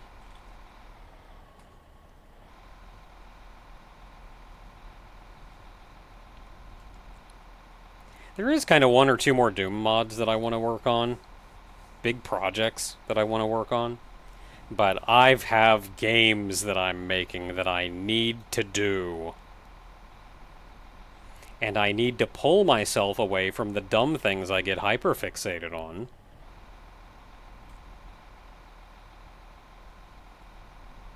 So I can actually work on some of these other projects.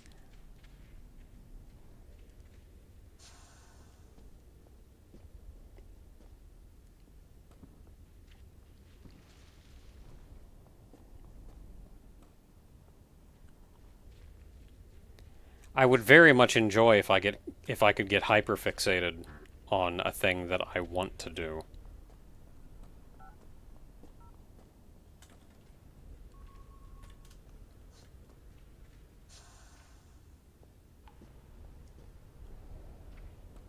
It may seem weird that those two things are not the same thing. It's like, oh, if you want to do it, it should be easy to get fixated on it. No, I do not choose what I hyperfixate on. That is not a choice that I make. What happens, happens.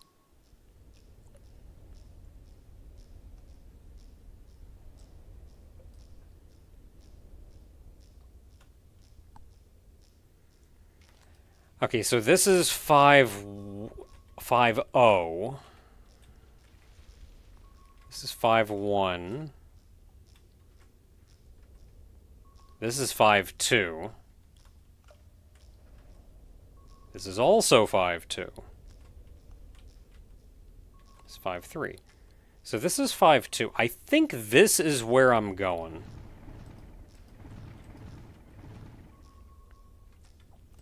And I'm going to want to take this in a straight line at least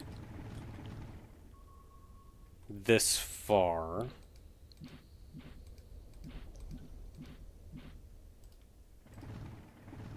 Before I start going up.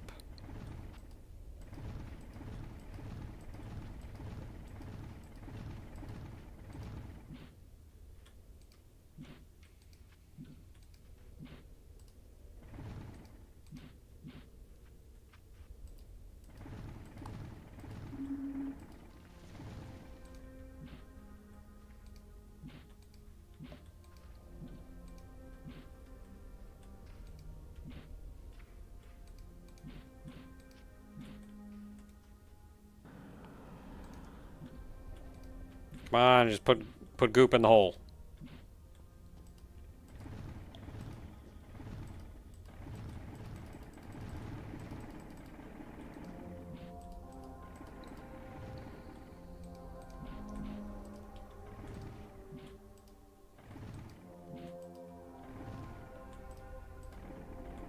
Okay, where am I?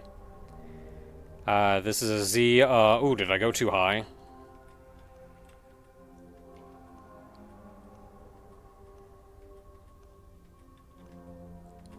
Nope, not high enough.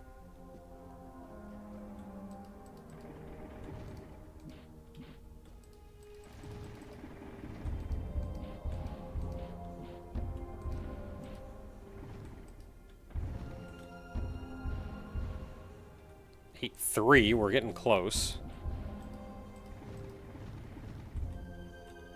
Wait, is that my tunnel? Hey, I found my tunnel.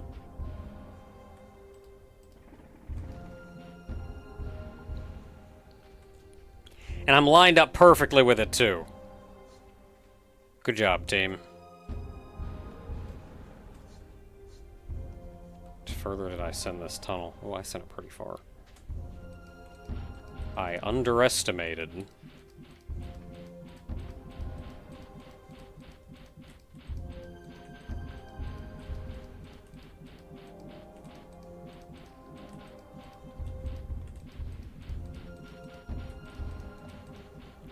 I underestimated how steep that was going to be.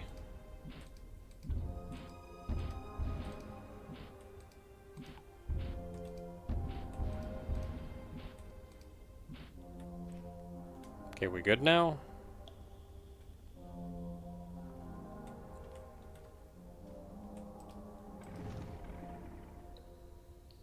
I can't tell which way is down.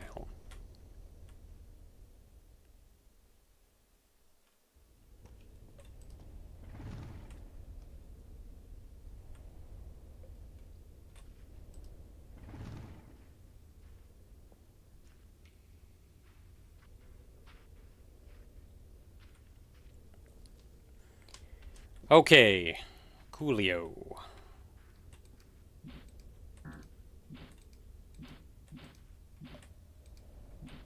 No. Dang it. Digging diagonals is a massive pain in the butt.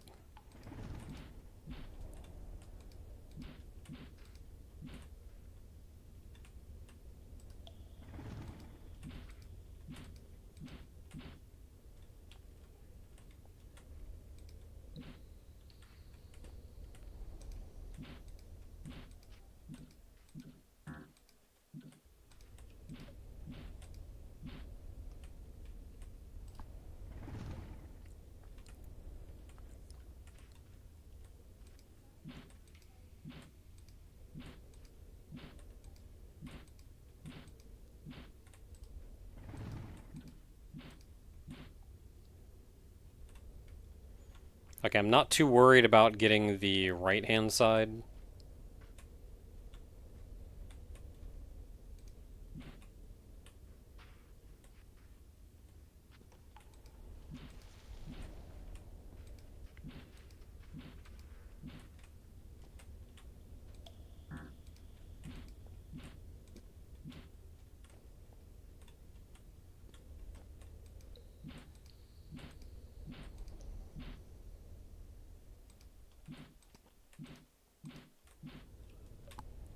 Because I'm going to be digging out the right-hand side.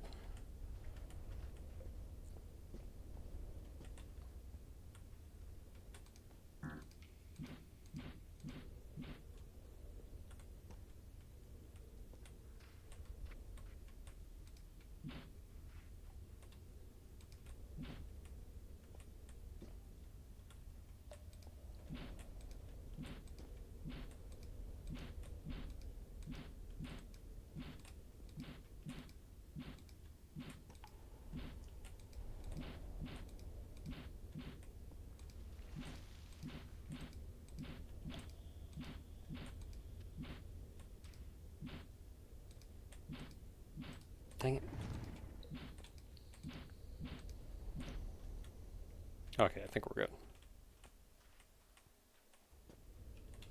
Hey, and then that brings us back up here.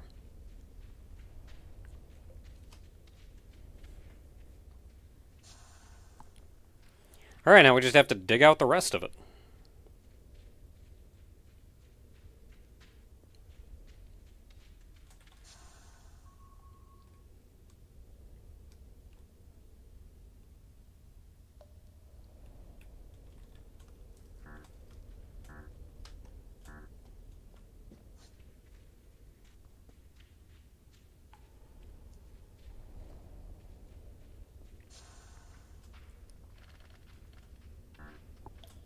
Sometimes you just can't run. Don't particularly know why. I feel like it'd be nice if you could just run when you're holding the run button. Not have to worry about some invisible stamina gauge.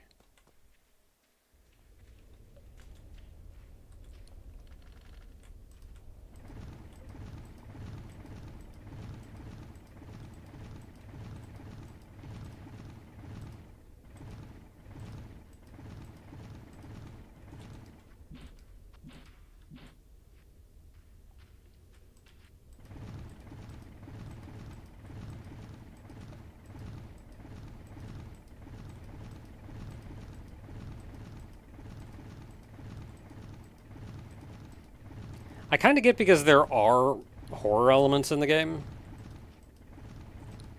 that I've disabled.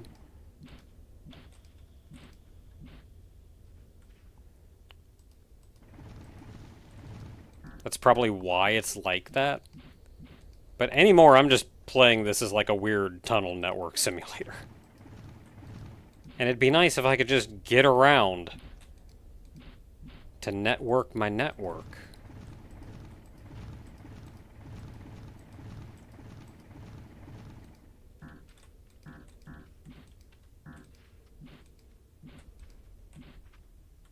Hey, there's some guy.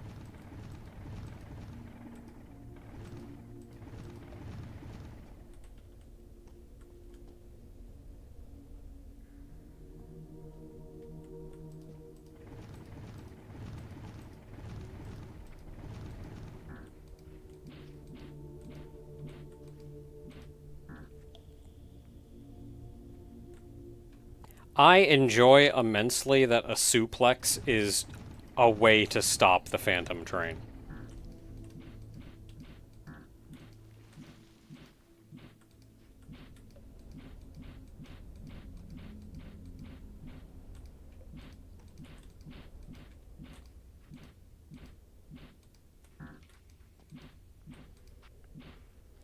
Like, on one hand, yeah, there's the memes, and the memes are, in fact, good.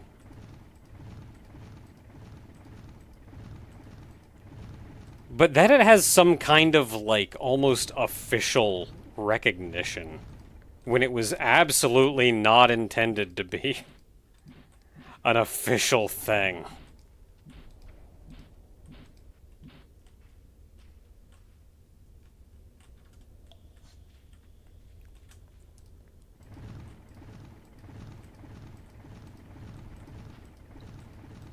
How long is this friggin' tunnel?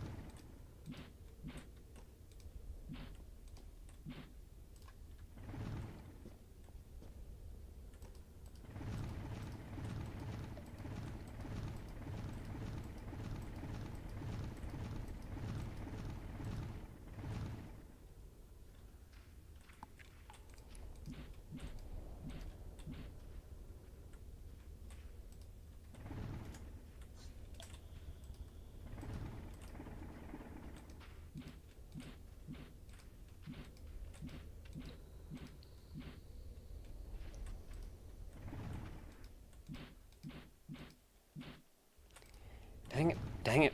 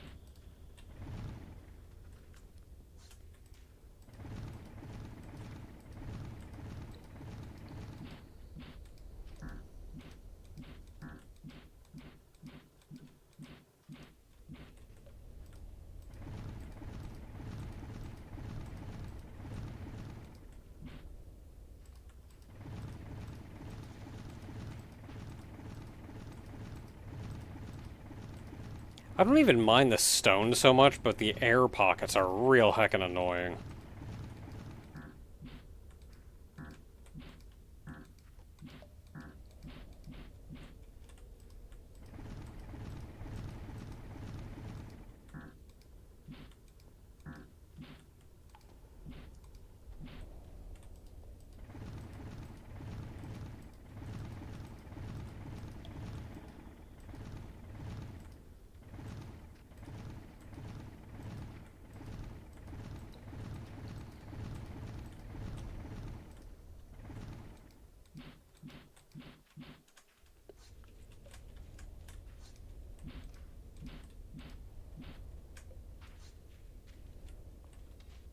Is that really it? Just that little hole in the ceiling?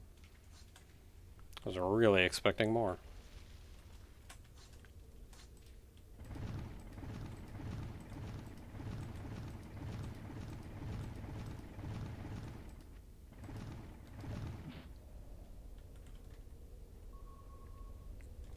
Okay, we're almost there.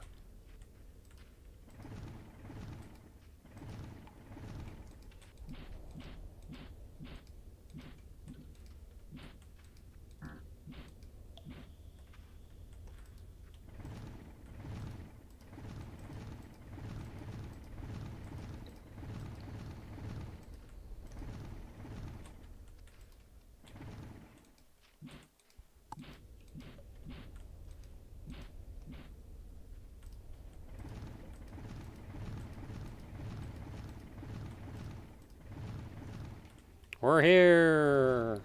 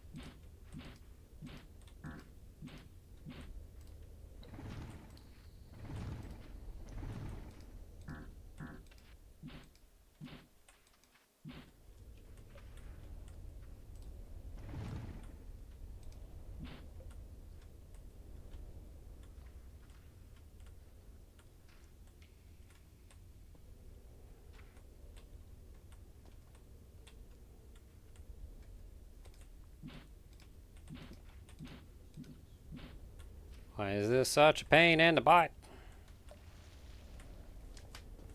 Okay, I think we're starting to have some kind of downward angle established.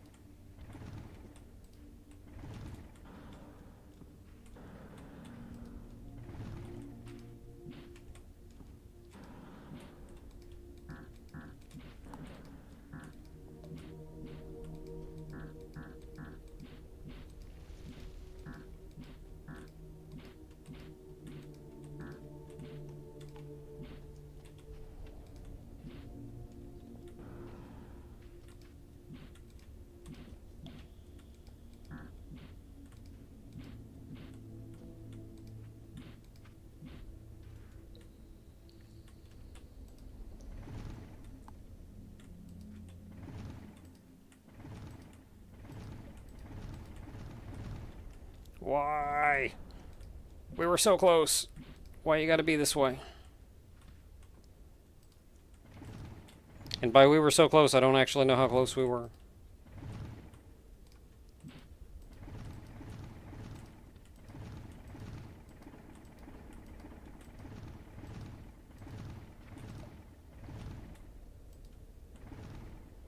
Oh wait, is that the bottom? Heck yeah.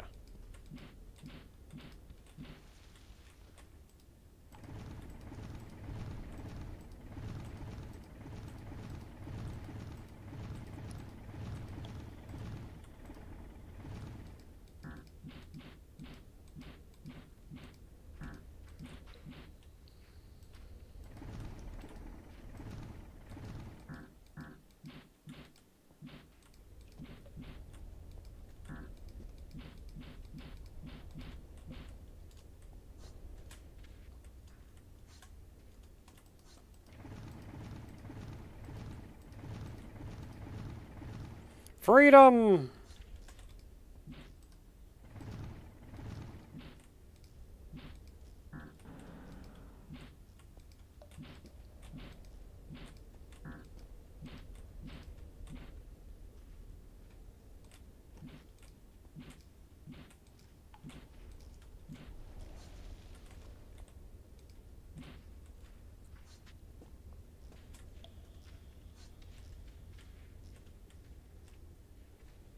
Alright, I think the bottom is good.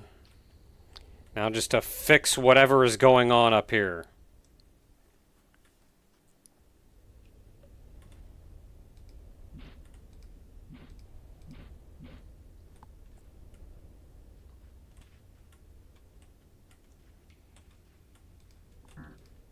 Dang it.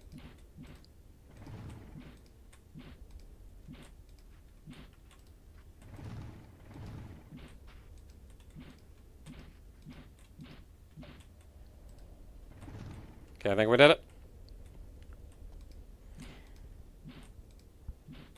Yeah, especially when you're playing through the regular game, the fact that digging costs money.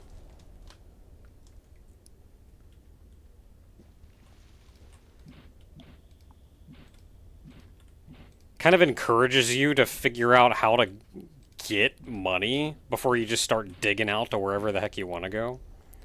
By the time you hit endgame, you have more money than you know what to do with. Especially if you're optimizing your route along the way. Like optimizing your network along the way. Making sure it's working well.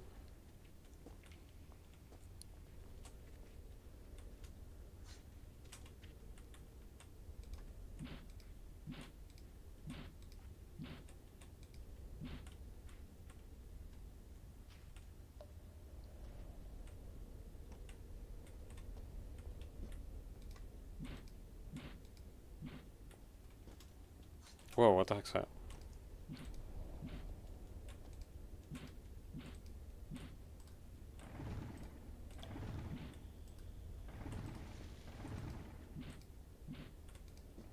Is it really that hard to not do that?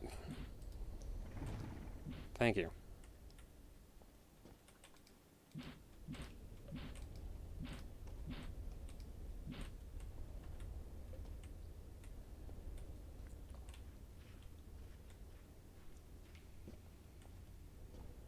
Like at this point, I mean, granted, I've been playing for like hours and hours and hours and hours. But at this point, I don't even care about money. Dang it. There we go. At this point, it's just number go up good.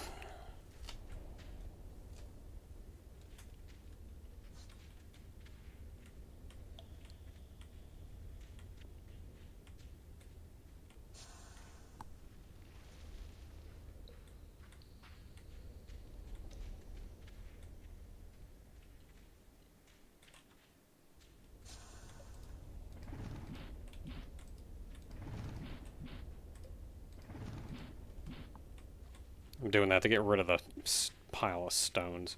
Like, couple stones isn't too bad, but, like, you get a big pile like that and you can't tell where your friggin' relay is.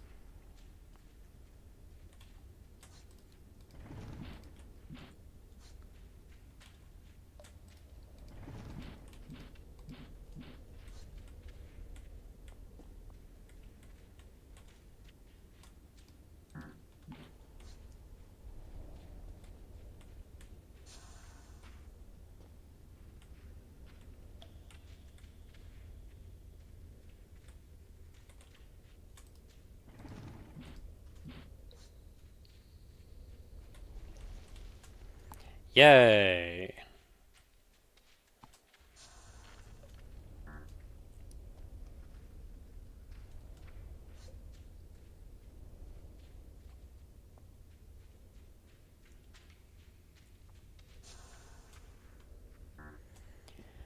Alright, so our tunnel is dug.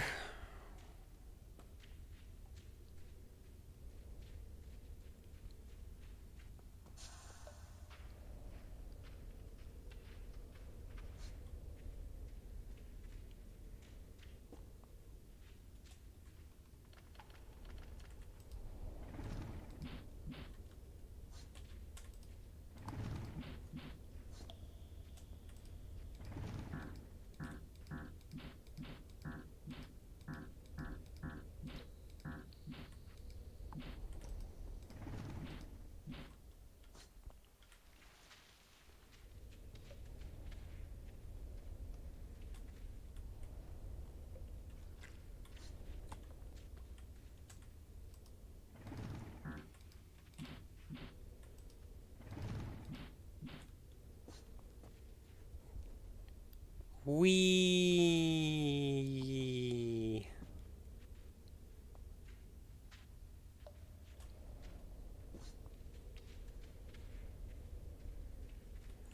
And then we are out. While I'm here, I'm just going to go ahead and delete this wall.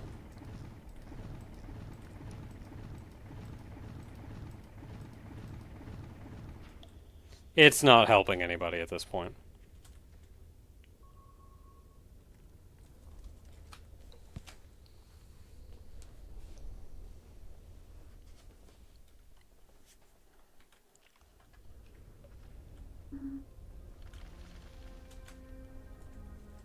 Alright.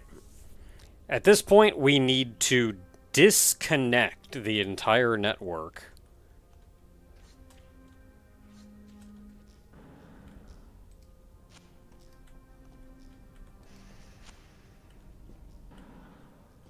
So we can reconnect it to our grid.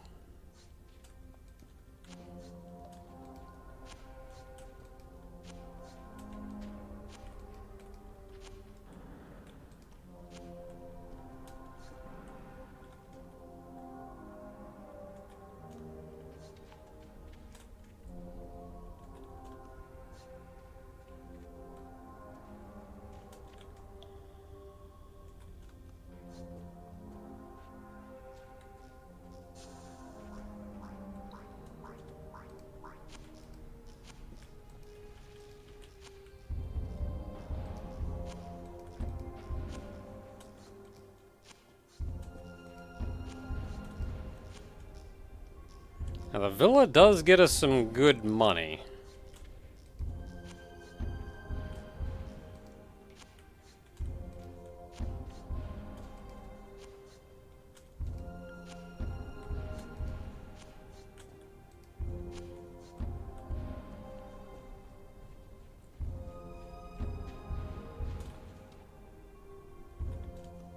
I don't think it gets us as much as the monastery, though.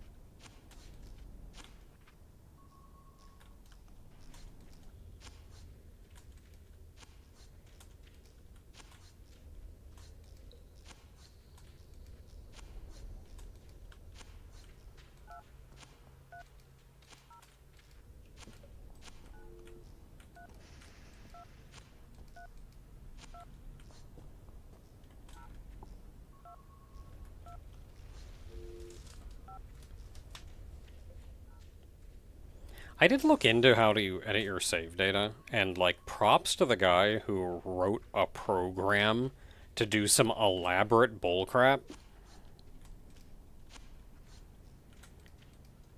Because the save data is entirely in JSON format. You can just read it. But it's also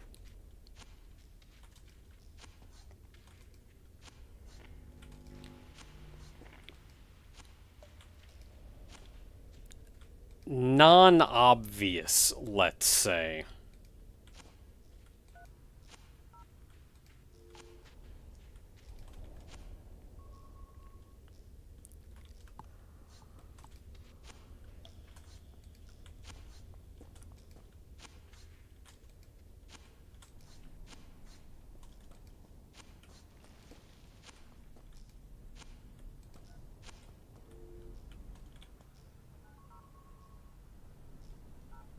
Okay, so I do need to go left.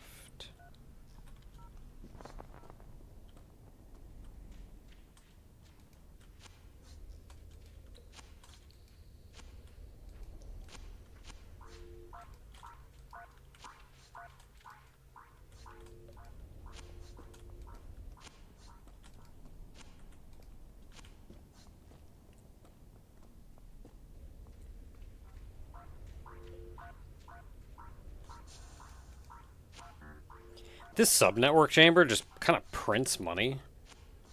So regardless of what else happens, even if we disconnect that subnetwork from everything else, we still like just keep making that money.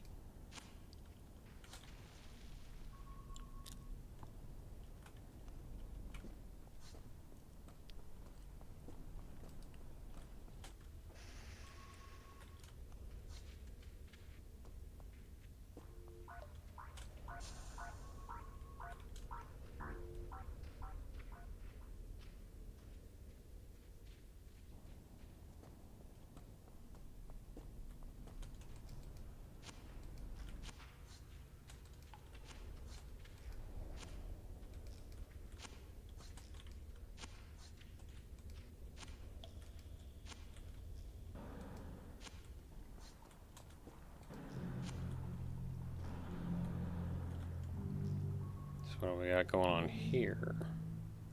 Oh, this is our connection to the mainframe.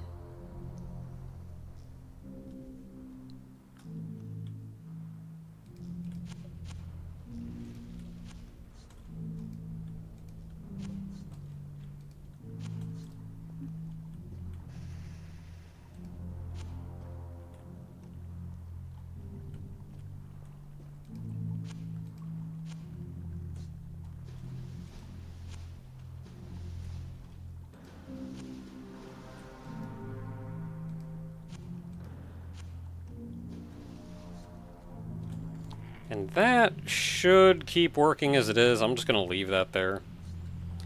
Retirement form. When you beat the game, you kind of end the game by reading your retirement form. So since I've beaten the game and I'm effectively in post-game, that's just going to be there forever.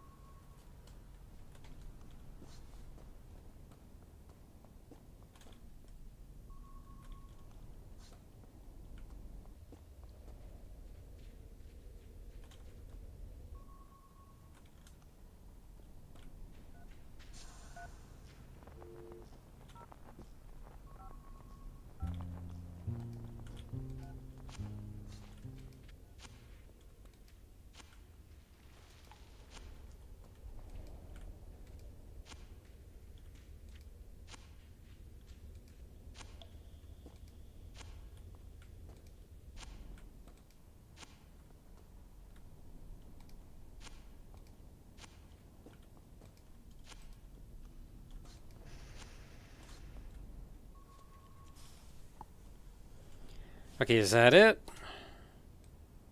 I think we've disconnected the entire network.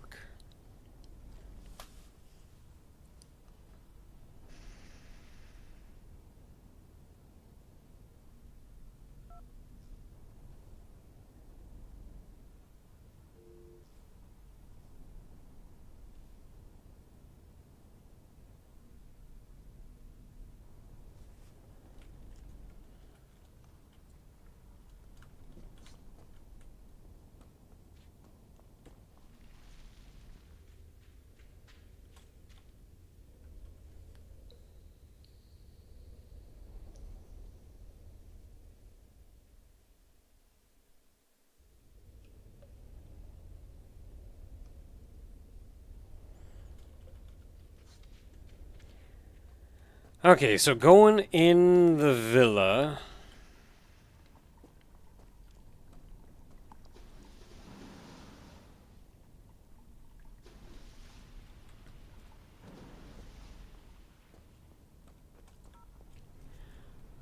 So the only thing that the mainframe sends out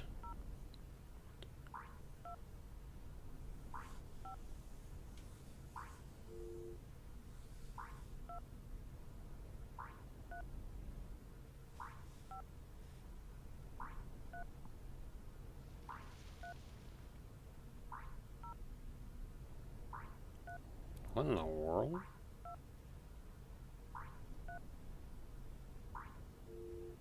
It's setting it to 0300.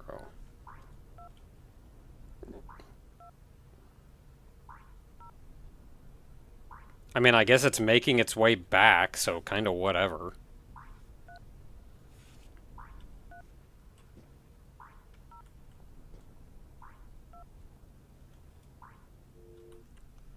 Oh, no, no, no, no, never mind. It's fine, it's fine, it's fine, it's fine.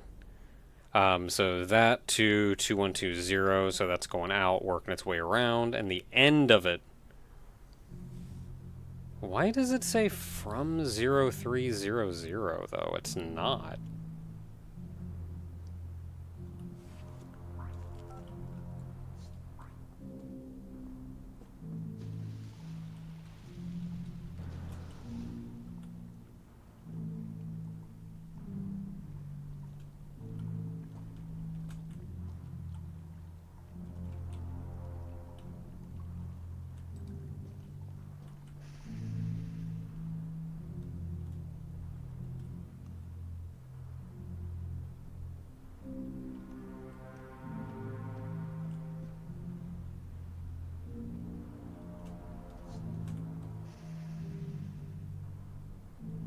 Yeah, I don't know. That endpoint is sending out something that is to 0300 or from 0300, and it ain't.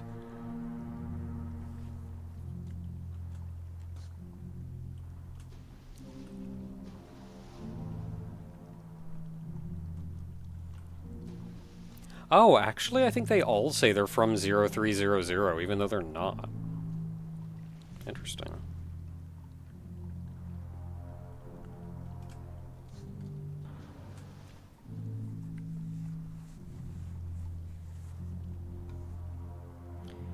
Okay, so the outgoing is going 0 to 2. Incoming is going 1 to 0. So that's true. That is exact.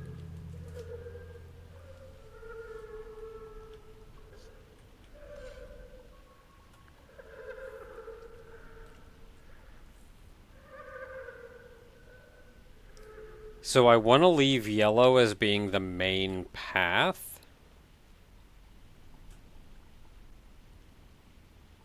Which means these... I don't like that being blue there in the middle, but it's kind of inoffensive enough. I kind of want to change the yellows, though. So instead of yellow, let's make it like brown.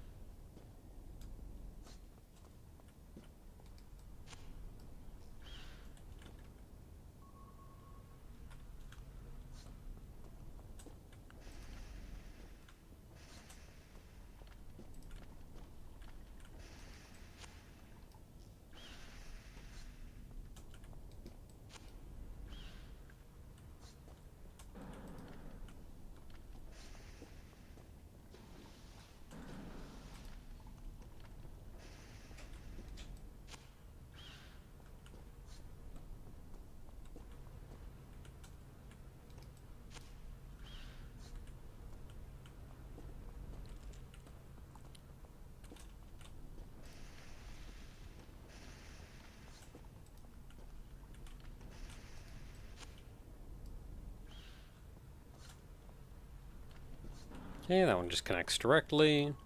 Okay, so they're at least all brown now, so they don't stand out quite as much. Now the main line is going to be yellow, because that's what I use for the...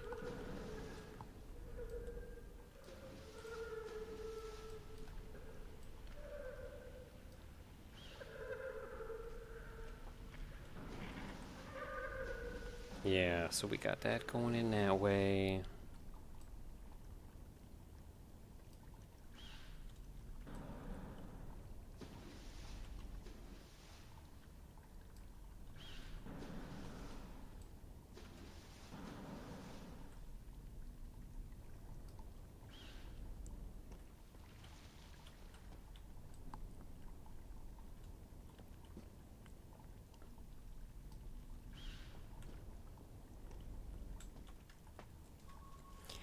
Okay, now where am I taking this thing? So this is a yellow, which means it needs to join up with the other yellows.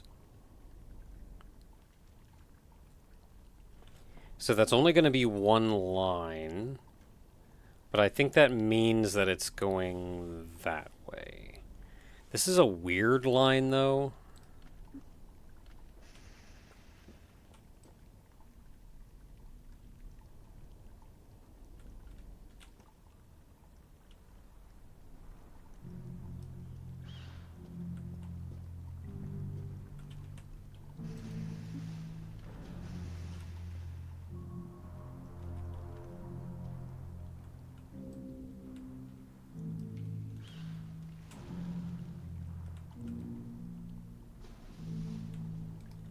Yeah, I kind of don't like that there. Let's put you there. It's a weird spot, but it's fine. What be this? This is Tunnet. It is an underground tunneling networking simulator. I suppose you could think of it like a networking equivalent to something like Factorio with a bit of horror.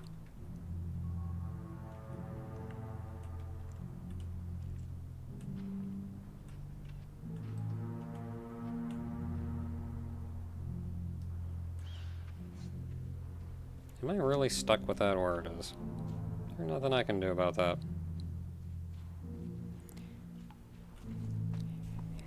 I shouldn't say Factorio. I've turned it into that, but it doesn't need to be that.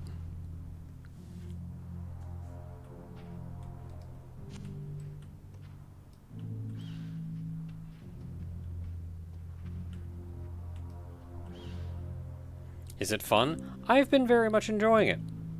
It has become my recent hyperfixation, because the network must be improved.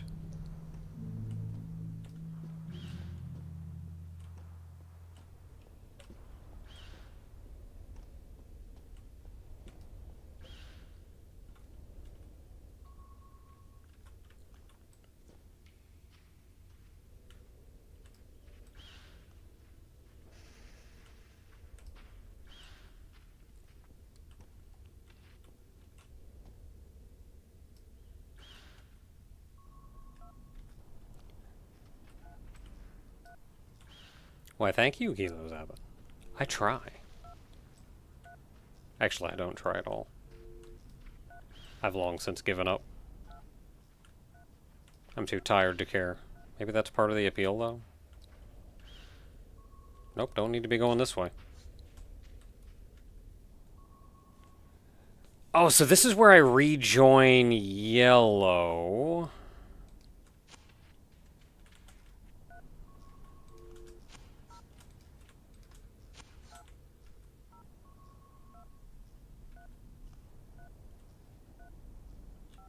Oh, I can go this way.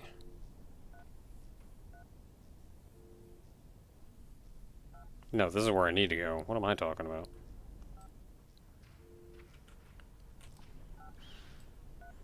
Okay, this is where I'm rejoining Yellow. So at this point, this is the proper Yellow path. Which means I want to make an effort to actually line them up on the ground like I'm supposed to.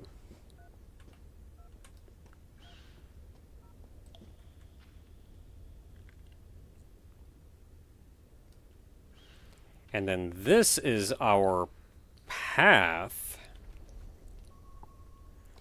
So where do I need to take... Okay, so we're going in this way.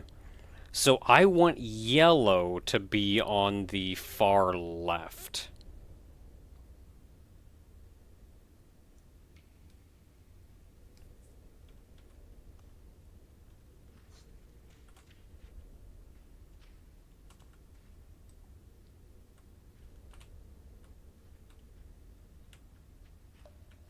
Yeah, so we lose it by then. So that's 1, 2, 3, 4.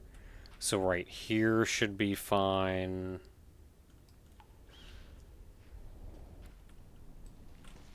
And then we'll go to here. So we're going to have to cross the entire stretch.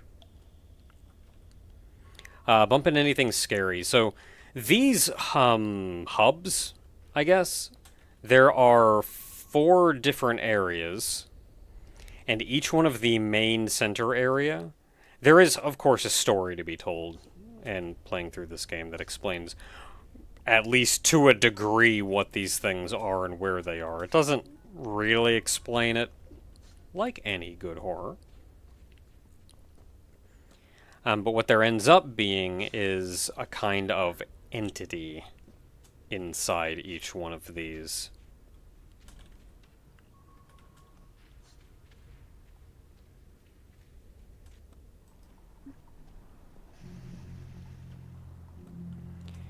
The entity in this section is kind of a weeping angel, and it's literally crying.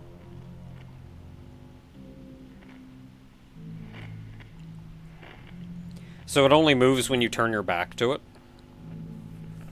I currently have monsters disabled because at this point, like, I beat it, I did it, I beat the monster, I'm networking now. And they don't appear right away either, which is always kind of interesting.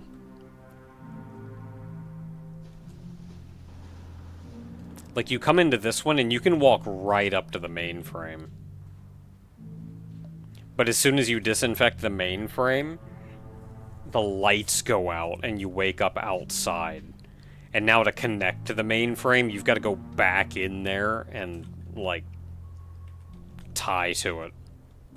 That also means doing the whole friggin' puzzle inside, too, with that weeping angel. Anything friendly? There are other robots like me.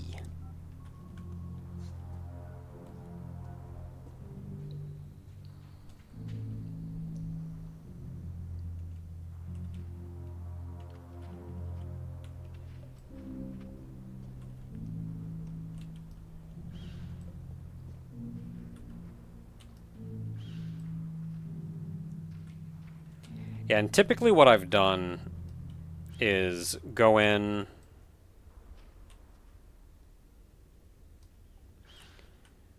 do what I need to do to connect to the mainframe, and then once I'm done, I turn the monster friendly. Which is just an option in the menu. Monsters friendly.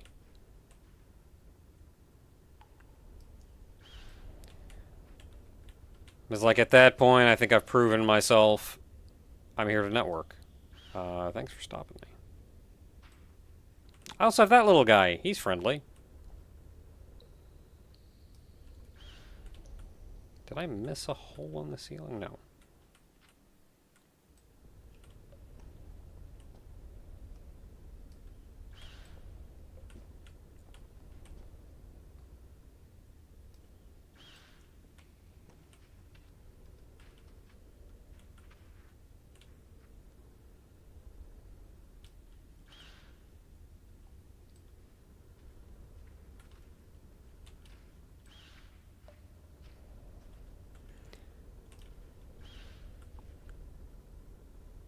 SCP Factorio.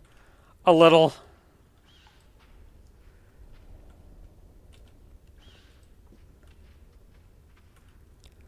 The Factorio aspects of it are not nearly as complicated as Factorio. It's more about optimization. You only have a small handful of tools at your disposal. It's more so about, like, how can you wire this network? What do you have to do in order to get the most out of it? And at least initially, it's about even connecting the network in the first place. All these tunnels, everything connecting all of this, you gotta dig all of this out. Heck, hence the ton part of Tunnet. Tunnel network. Gotta do your tunning to net.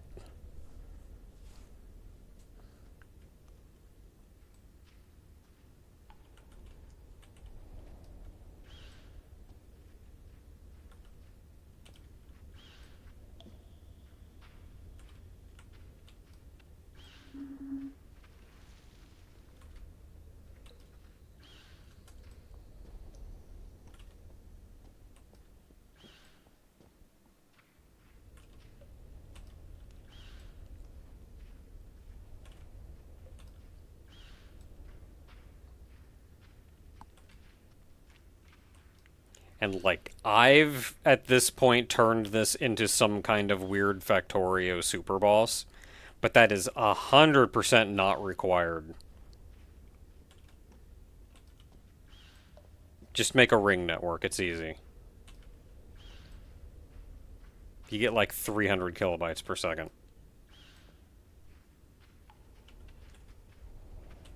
More than enough to beat the game.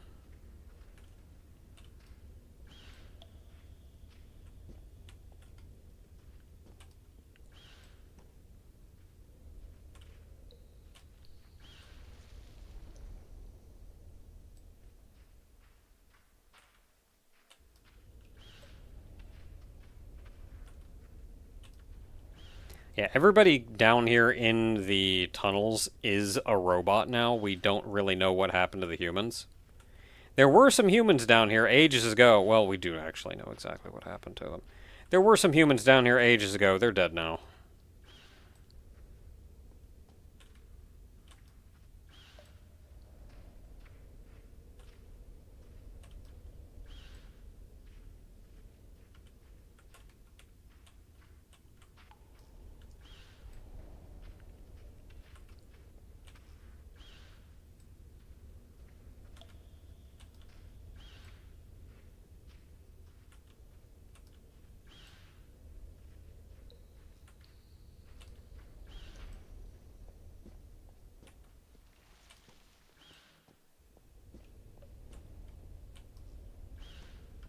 Well, I guess that depends on your definition of dead.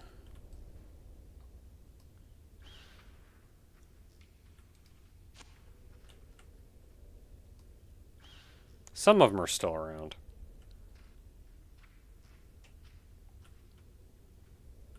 Depending on definition of dead.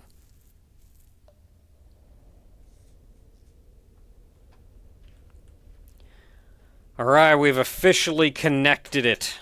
We have connected mainframe number 1. Endpoint number 1. Mainframe, technically it's mainframe number, like, 4. Endpoint number 1 of this section.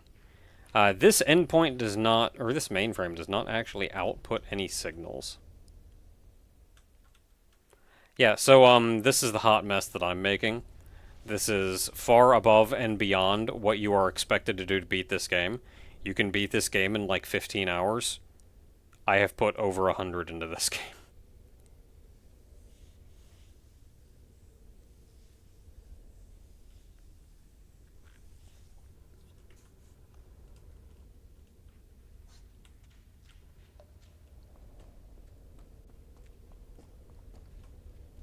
Yeah, we know that it was some weird infection or something that did it.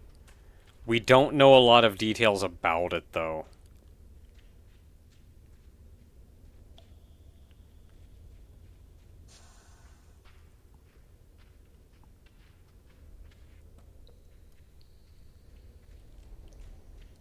Yeah, so this mainframe, like, doesn't output anything, so I don't actually have to do anything else.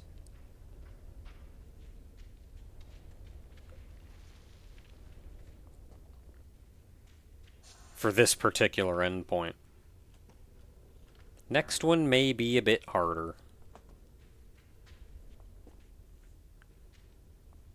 We'll find out. I'd like a nice break.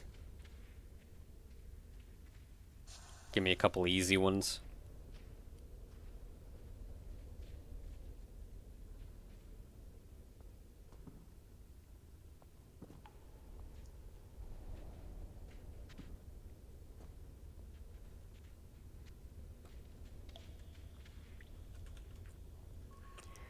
Okay, so this was 0. Next we're looking for 1. So the Hermit is what we're after.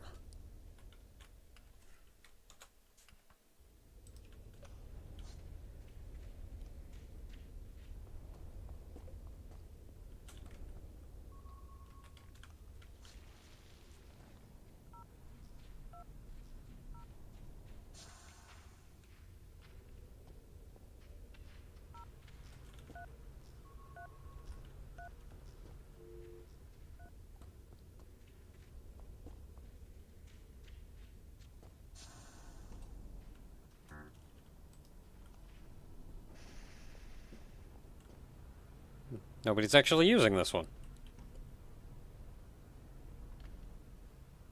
So maybe easy.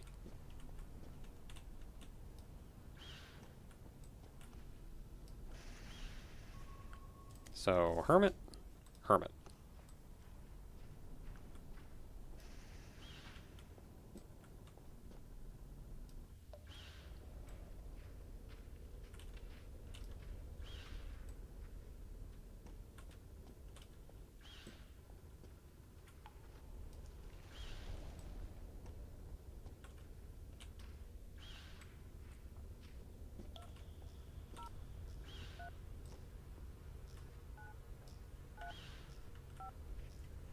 Yeah, at this point, I have more money than I know what to do with, because I've just let a network that is pretty functional run for, like, ever.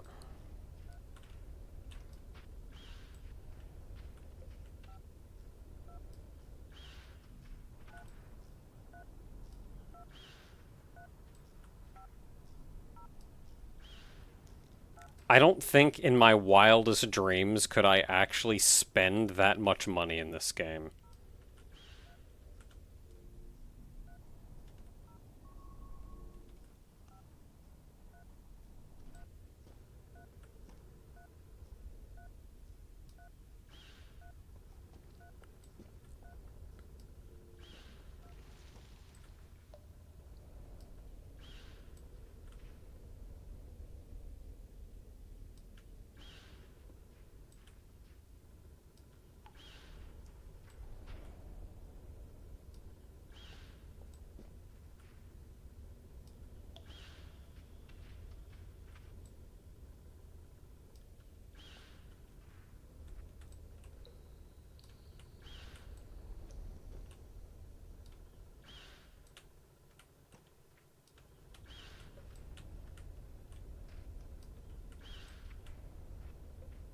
Sometimes the ground is a little uneven. And you do this and they just don't connect to each other. I don't really know what causes it. It may just be a bug.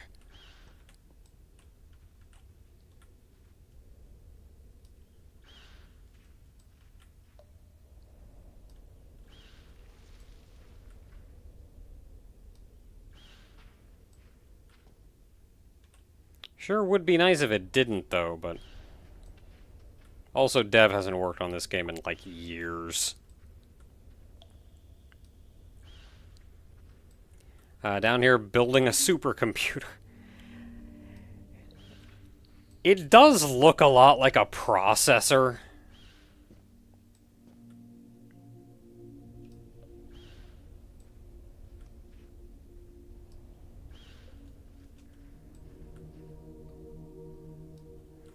Let's see, what was it called before? A lookup table? Is that what it was? Somebody described it in like a very literal sense earlier. A truth table.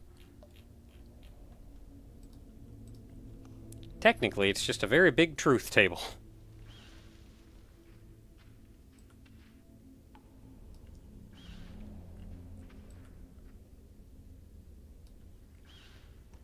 I think it's especially a very big truth table, given the method in which it had to be made. Reminder again how big this thing is. This is how big the entire starter zone is, and all of the endpoints you have to connect to, and everything. This is how big my sorting grid is. It's stupid. Like I said, it took me a week just to drill it out.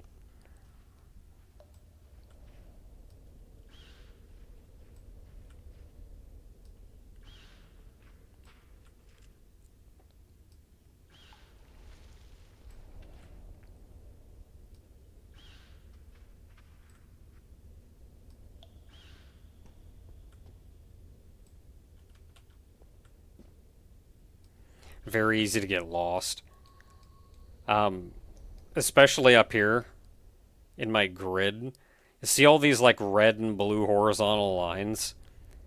Those are there specifically because I would just get lost out here.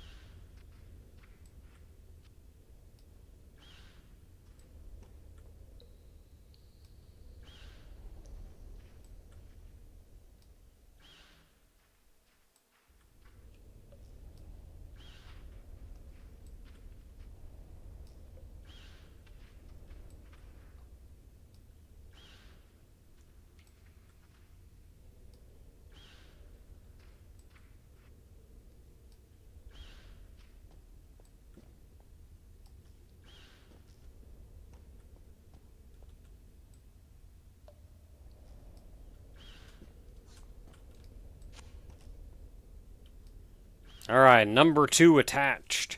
I don't think number 2 actually output anything either.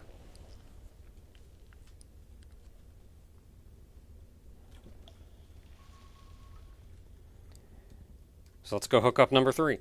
I am getting very sleepy, so I think what I'm going to do... I'm going to try to hook up...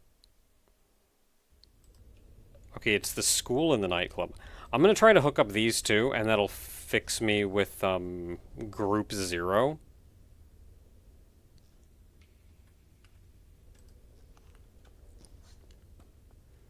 Oh, it doesn't look like it's passing any data. These two particular endpoints, I don't think output any data.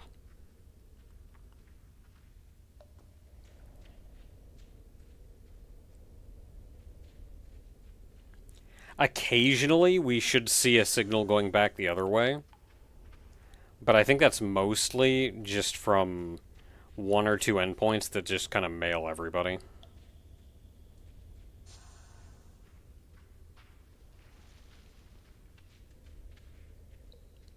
The next one is the school, so maybe the school's going to be outputting some math questions.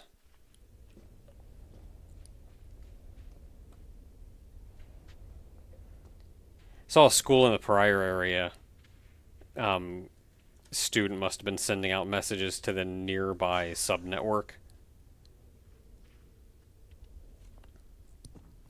Because every message was like, "What's 6 times 7? Can you do my homework for me?"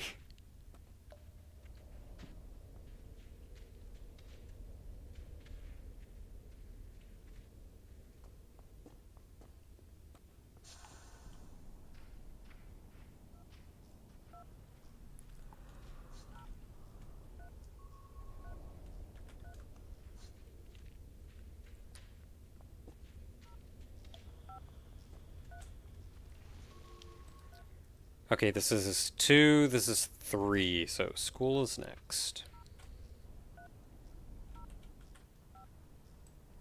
Okay, the school is outputting something.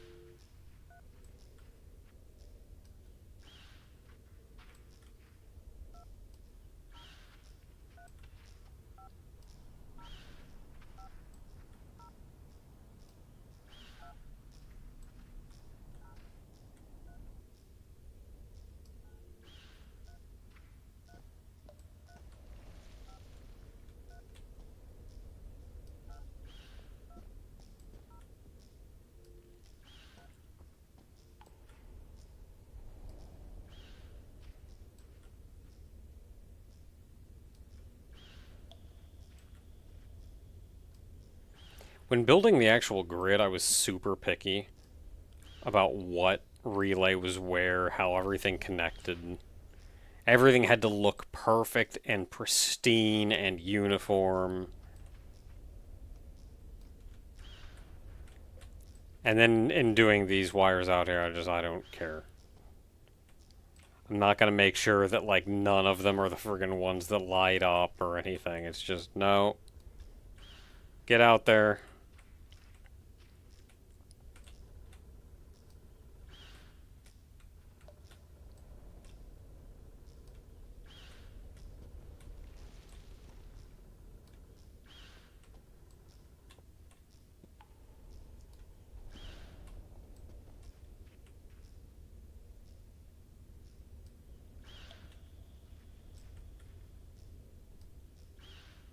Evening Wiggly.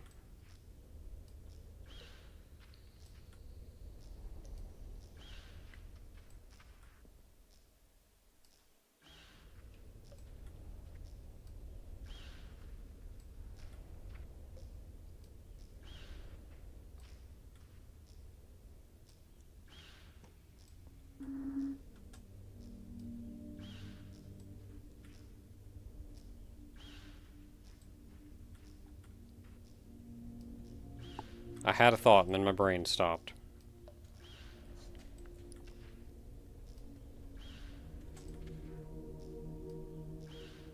So I have an exceptionally large filter in my brain that prevents me from like I can't think out loud. My brain demands processing before actually like doing things.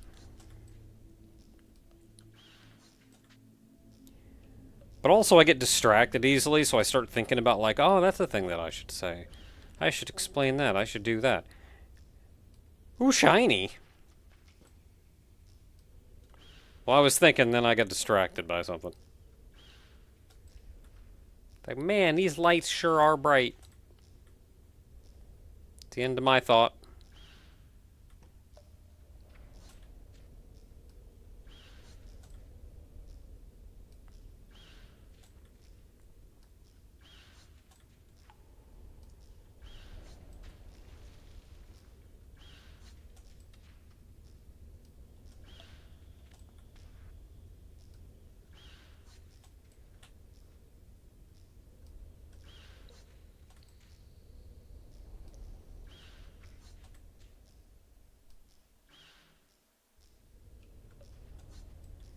Ooh, losing a mid-sentence, that's rough too.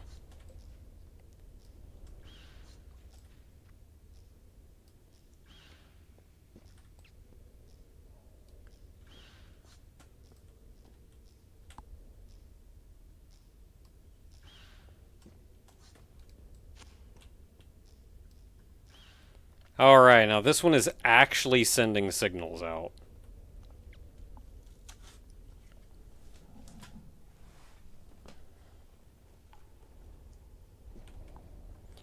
So let's write down where it's going to, because we have to actually put these in.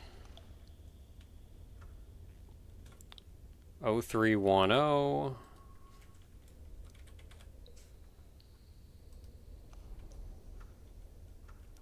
O202.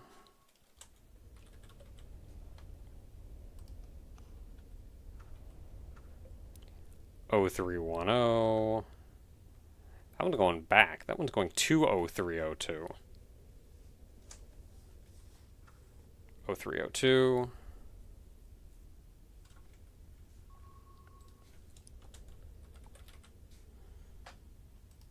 Wait a minute, but 0302 is itself. 0310. 0002.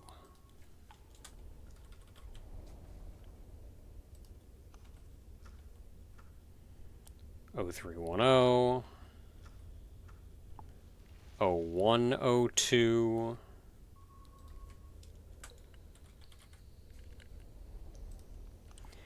So it seems like it's sending it to like all of the O2s and then also 0310.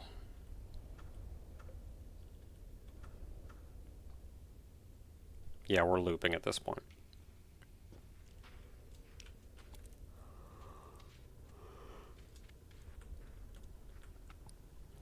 Okay, so now we just need to actually, like, wire it out here. So this is 0000, 0001, 0002.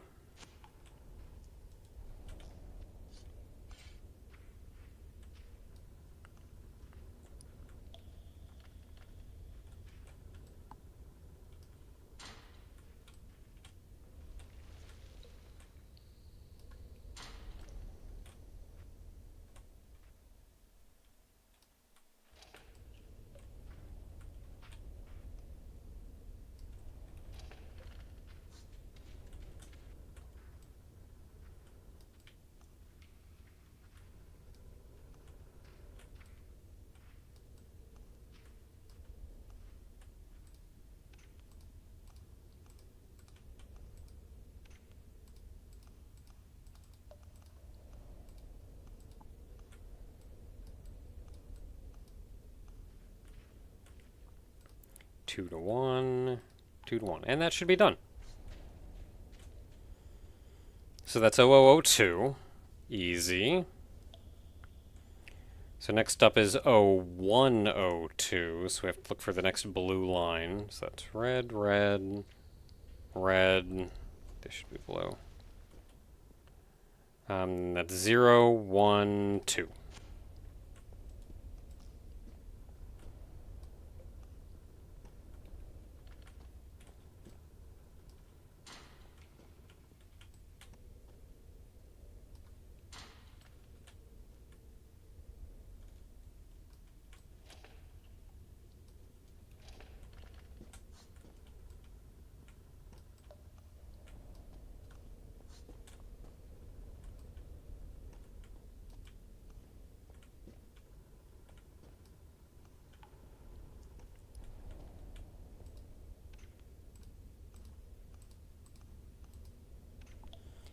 So this is 0102.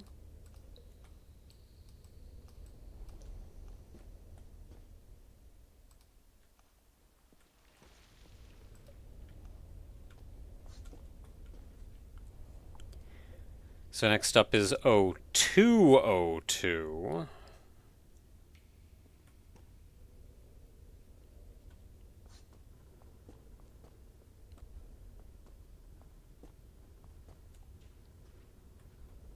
Zero, one, two. Eyebot's a little creepy. Yeah, he's a little creepy. Plot-wise, the eyeball actually was intended to be a little creep for a while. And I mean that in like they was intended to spook you a little. Once you get to the finale, he just kind of starts following you around, though. Seems like a nice guy.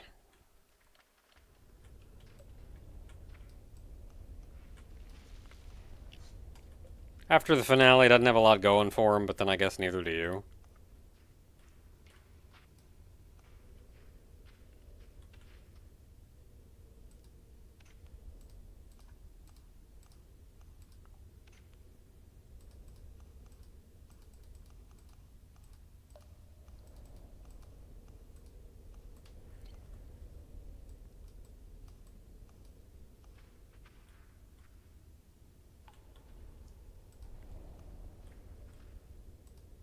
Does Eyebot have a name? Not that I know of. I can't even click on it anymore.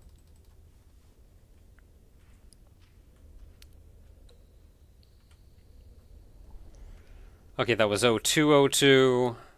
So next up is 0302.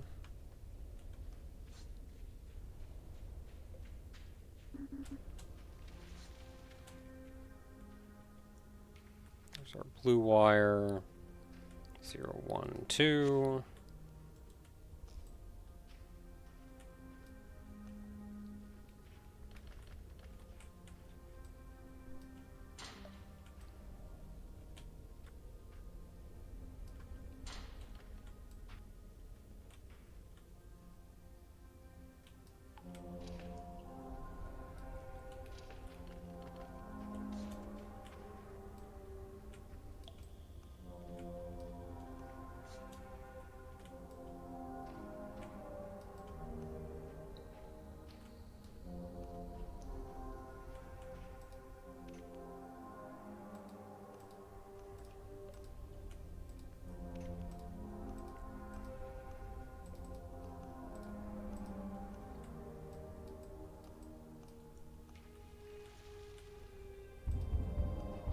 Two to one, and I think that one is done. So that was 0302, so now we need to do 0310. So this is 0302, this is going to be 0303, this is going to be 0310.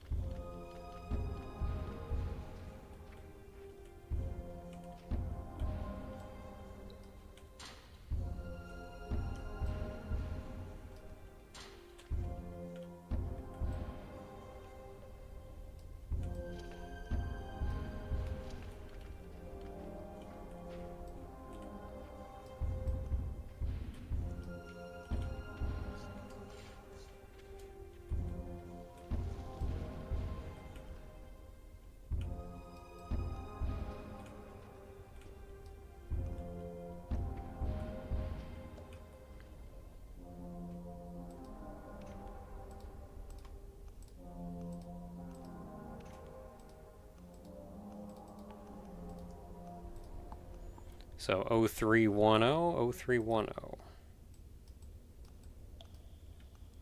Set that up. That goes 2 to 1. That goes 2 to 1. Resume network.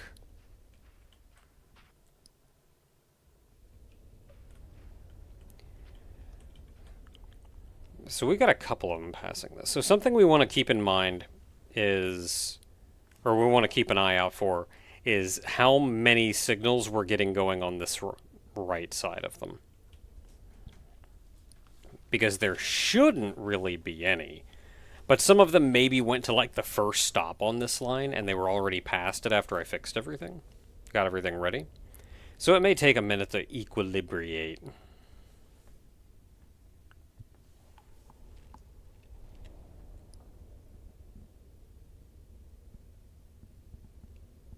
And I'm not seeing any more. So something I need to do sort of periodically is just run through this, or walk, I guess, through this whole mess. And see if I see any signal saturation, or just a lot of signals going the wrong direction.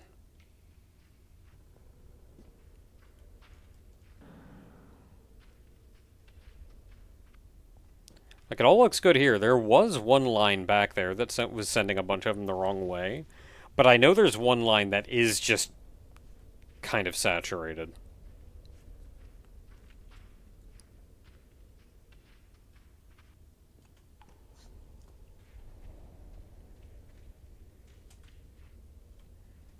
That's the end of that. Okay, so that is 3 of our 4 endpoints. So let's go ahead and connect this last one up, and that'll be it for the evening.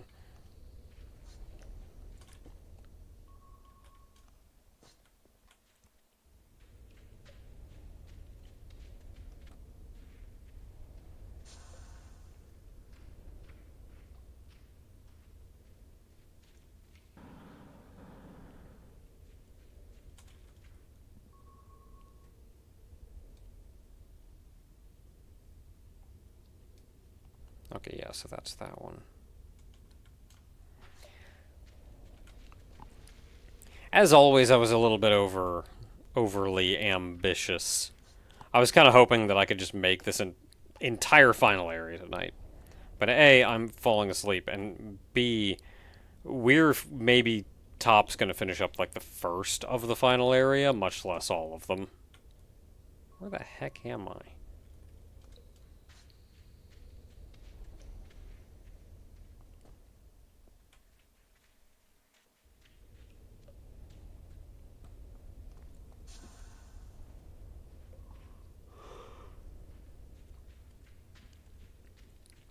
I also spent like an hour or two at the start kind of doing things, showing off things, instead of just getting right to work. But hey, at this point you have seen pretty much everything that goes into this. I just have to wire up these last couple, and that will be our adventure. Okay, so we gotta wire up number 4. Or number 3, sort of. Depending on how you count.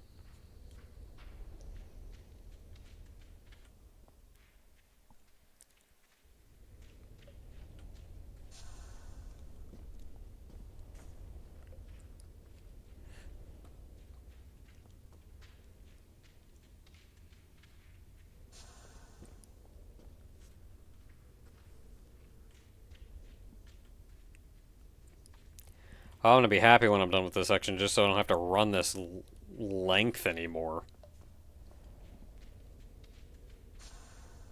Almost wonder if it'd be faster to take the long road out to the minecart.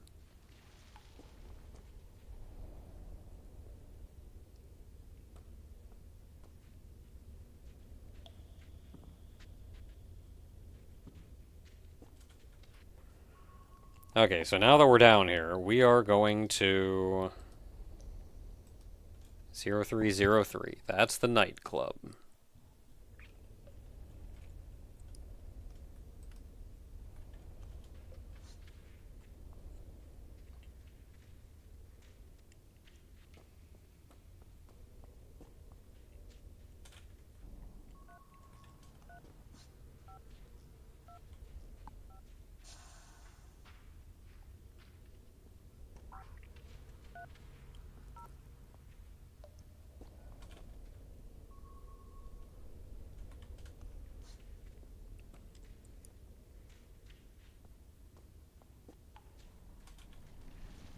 Okay, so we're passing by that, we're going all the way up there.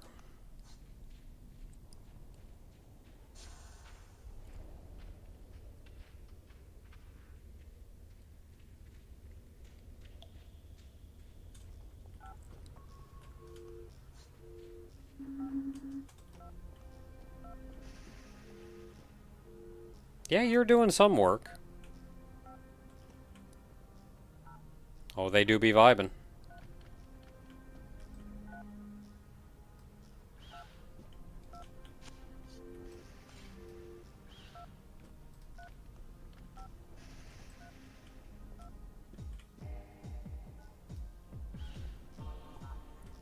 Okay, so we are going this way.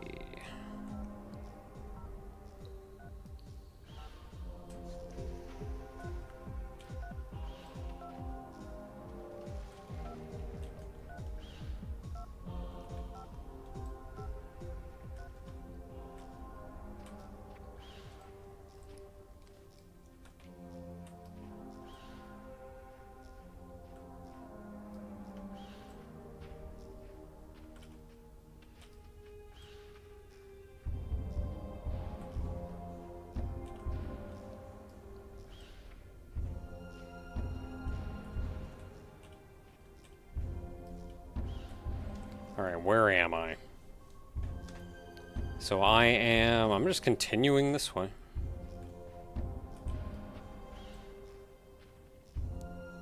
And then I am rejoining the bus.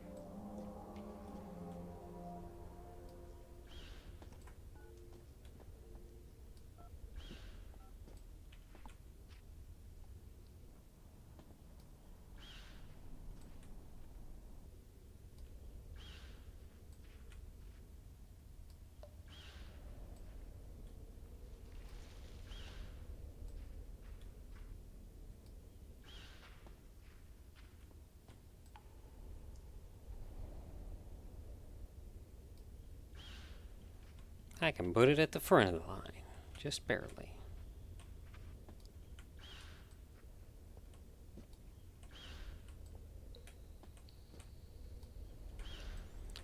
This is one of the worst ones to put relays up in, is these diagonals. Because it's just so hard to check.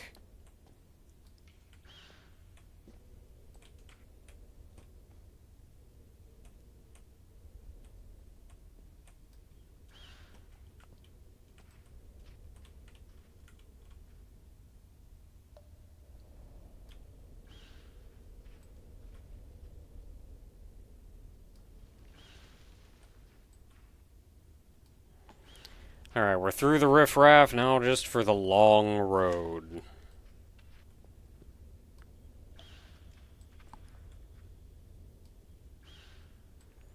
Then we connect it, then we gotta figure out what signals this thing is sending, and put up our splitters.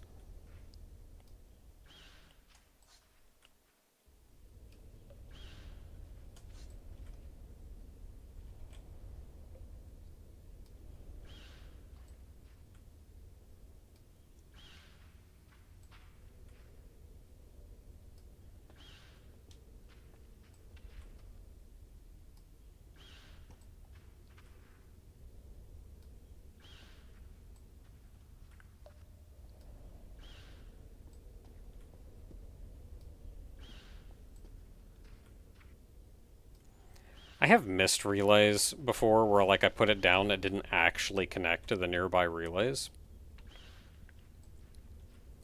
Those are fun to find.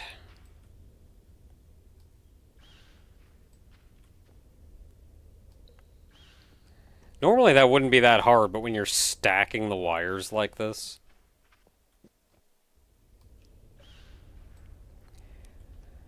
I was trying to think up a couple different ways. I was trying to think up like how many ways. How do I want to do this line stacking? Because I need to send a lot of lines down effectively one area.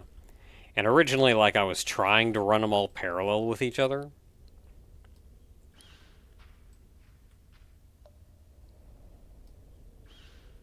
And that just does not work.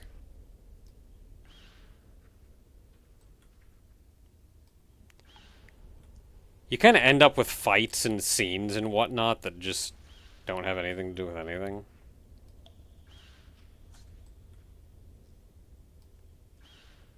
What did I say just before that? I think I may have fell asleep.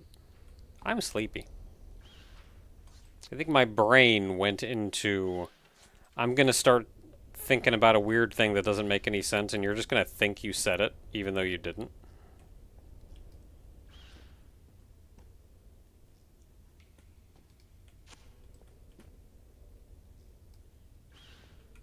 I need to go to sleep.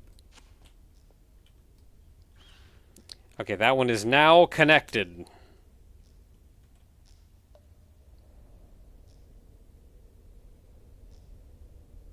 I know I saw this one outputting.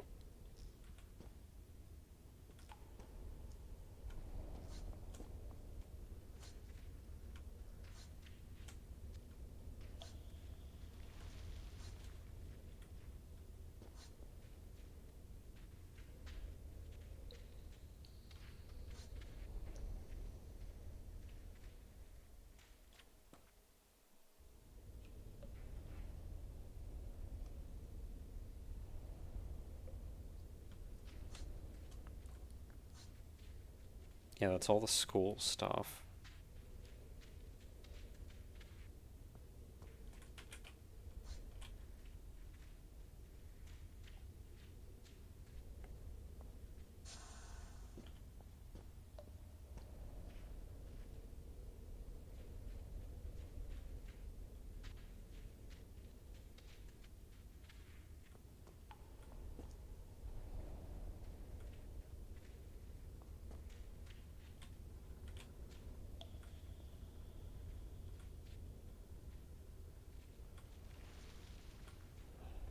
Oh my goodness. Where did the line break?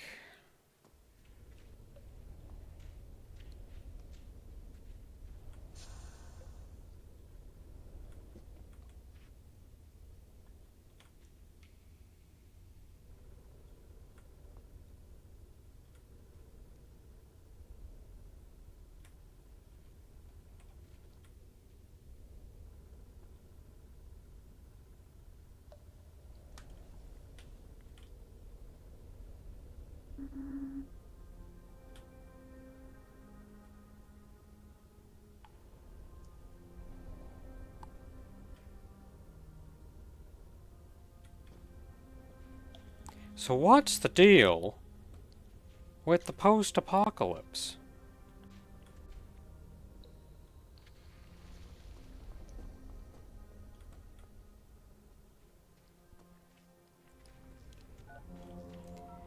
So we don't exactly know what's going on with the post-apocalypse.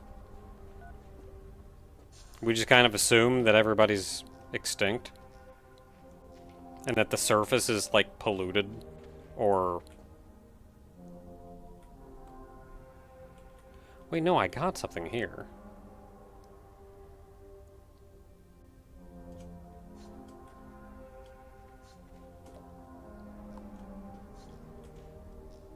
Aha, there's your problem.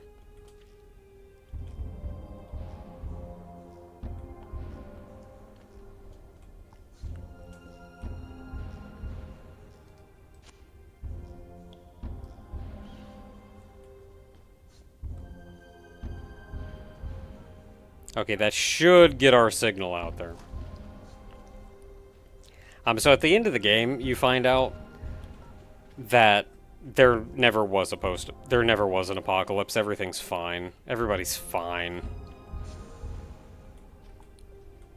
You've just been abandoned down here for long enough that you've lost, like, contact with what's going on.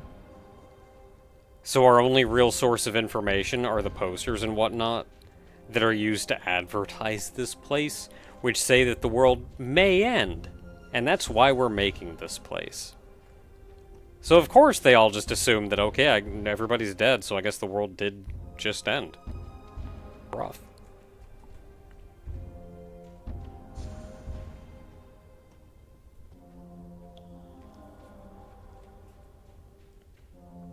And we find out at the end, like, oh no, they're actually fine.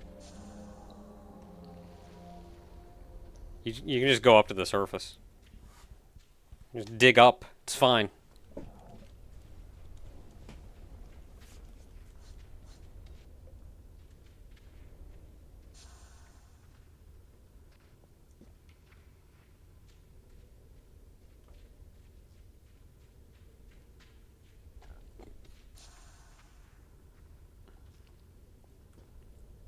Alright, we got something now.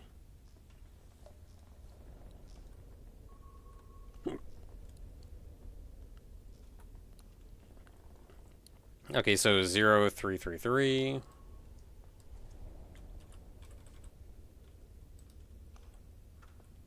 0312.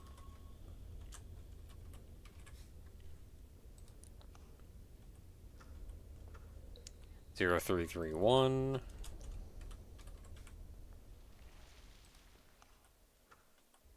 0323.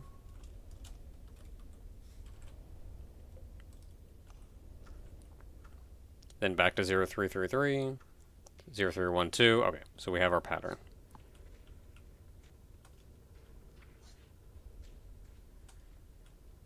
So these are all 03s. So this is 0.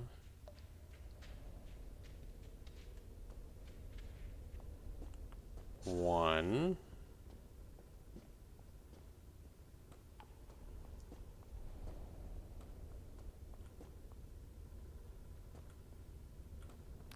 Two.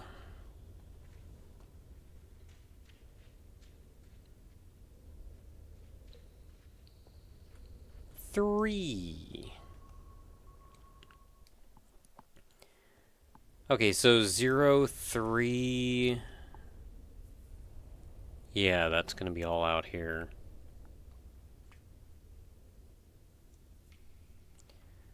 So 03, 0, 0, 3, 1.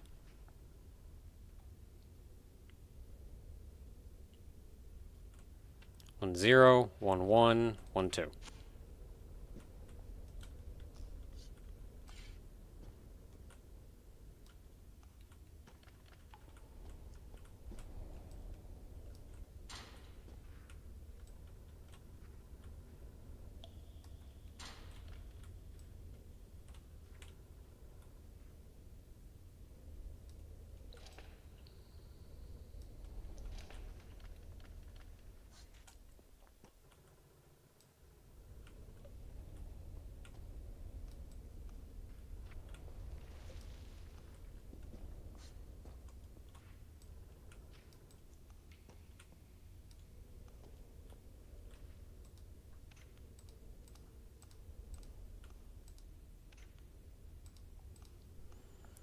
Oh, so what is this? 1, 2?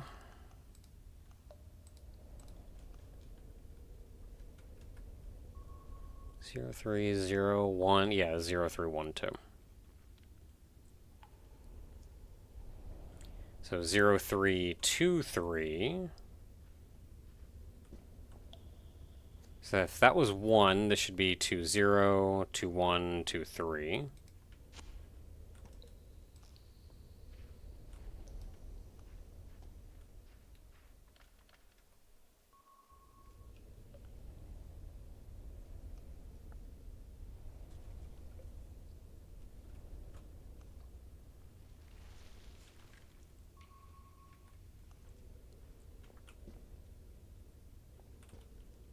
Wait, no, that's 0, 1, 2.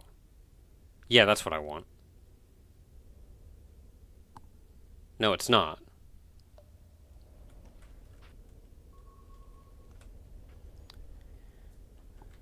So this is 0, 3, 2. Yeah, 3. Which means it's this one.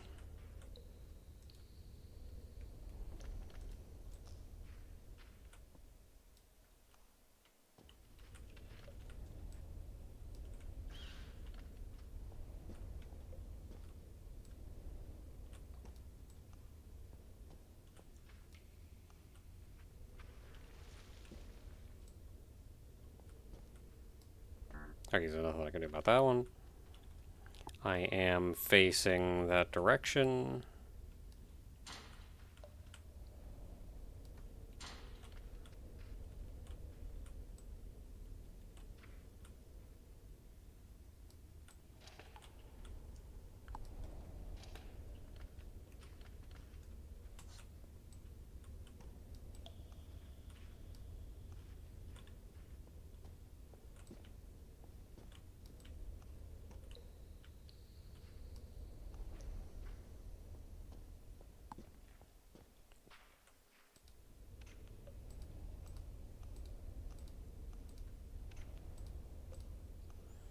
So this is 0, 3, 2, 3.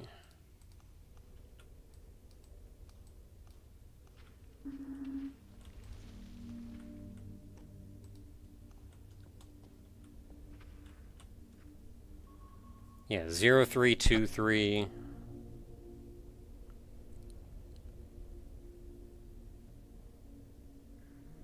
So which ones have I done? I feel like I'm missing one. So I did 0, 3, 1, 2, 0, 3, 2, 3. No, I have only done 2. So I need to do 0, 3, 3, 1 and 0, 3, 3, 3.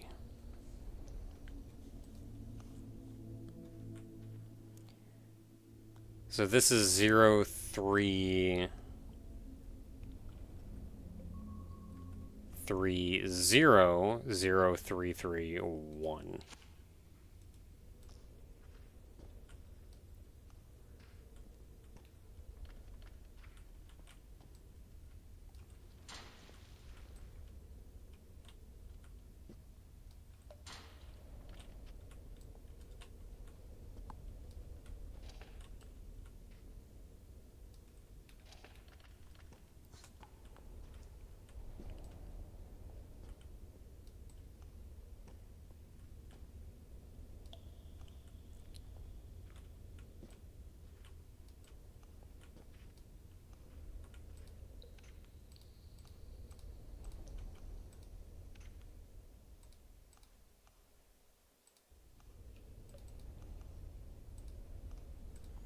Yeah, 0, 3, 3, 1. So that's 0, 1.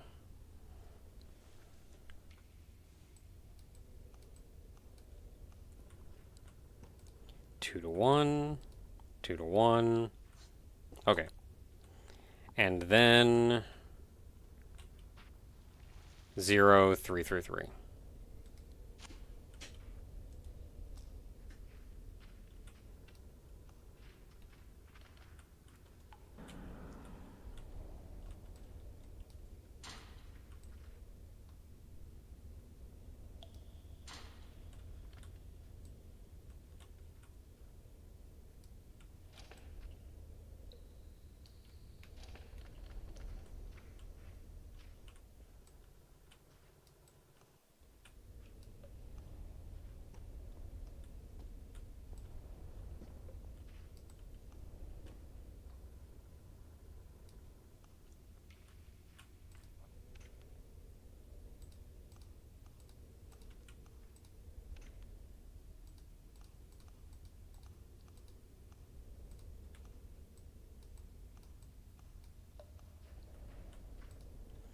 Two to 1, 2 to 1. Okay, now let's just let it run for a second. and see if everything gets sorted out. I would not, given that I'm half asleep, I would not be surprised if I hecked this up.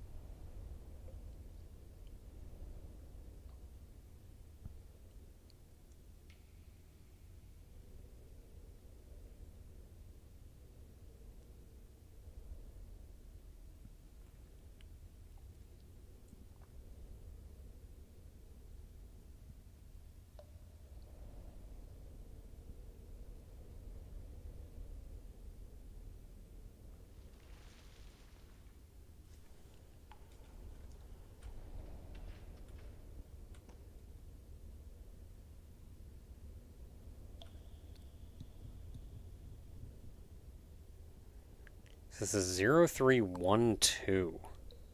I made that one, right? I'm getting a lot of 312s. Why am I missing 312?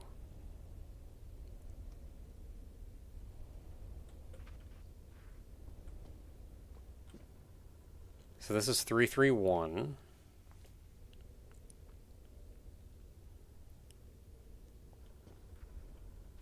This one is 323. Yeah, 323, 330, 331, 332, 333.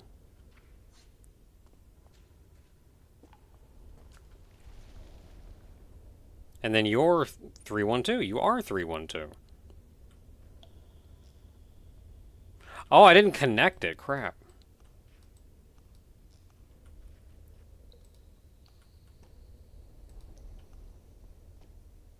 So you get for doing it half asleep.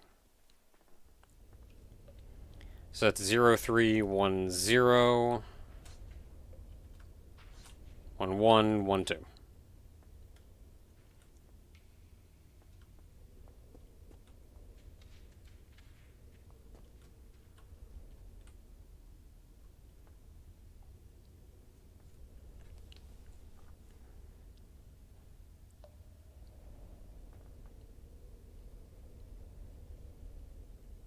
Alright, back at the end of the line, I think we figured it out.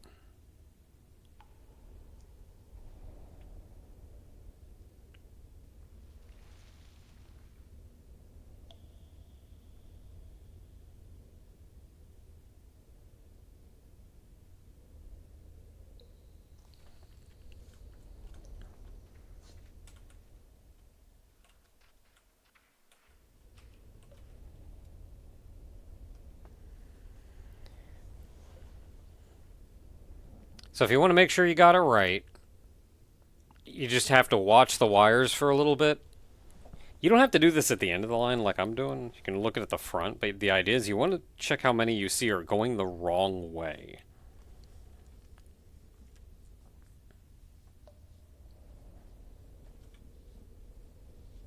And this looks fine.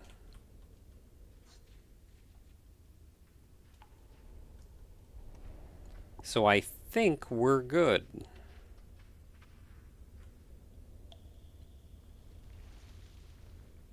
So these two are going the wrong way quite a bit.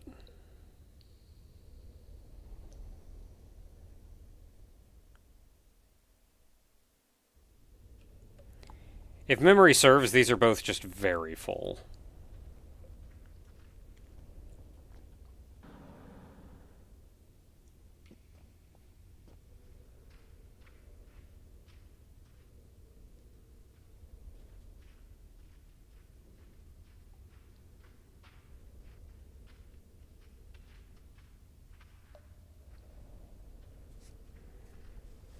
Yeah, not seeing anything else. Everything looks fine.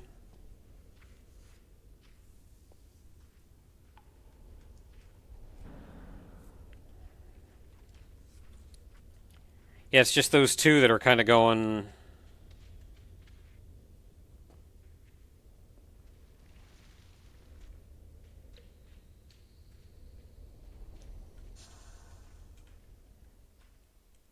And the reason I keep an eye out for them going the wrong way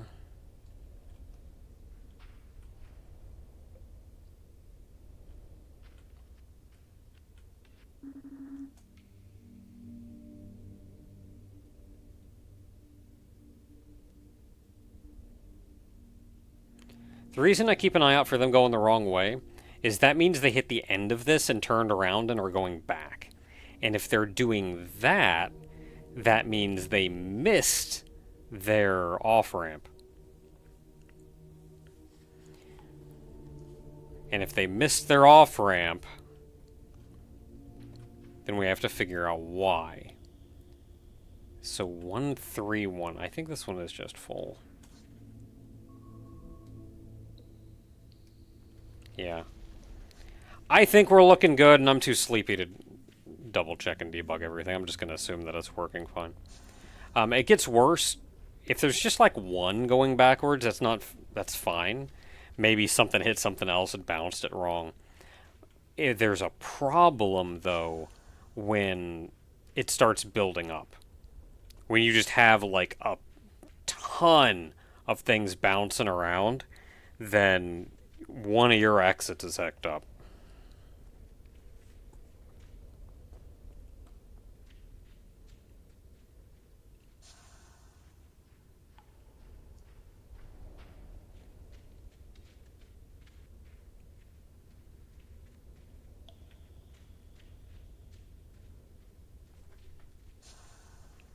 Alright, we got our yellows hooked up. So that should all be fine.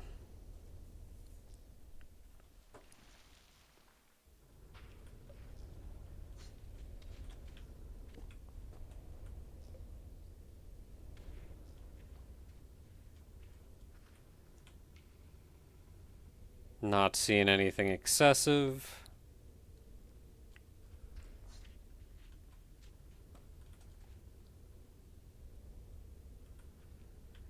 I want to start like a relaxation live 24/7 live stream that's just this shot.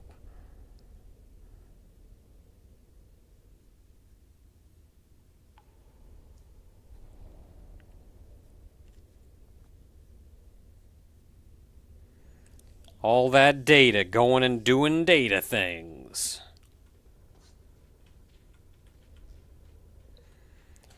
Alright, we finished section 0.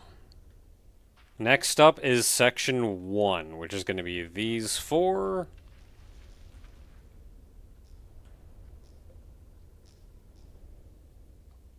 And we've already got a couple signals trying to get to them.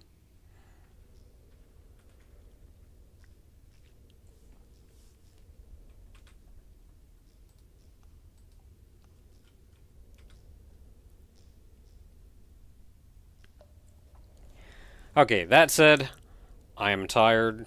I am getting some sleep. Good night, everybody. Thanks for hanging out.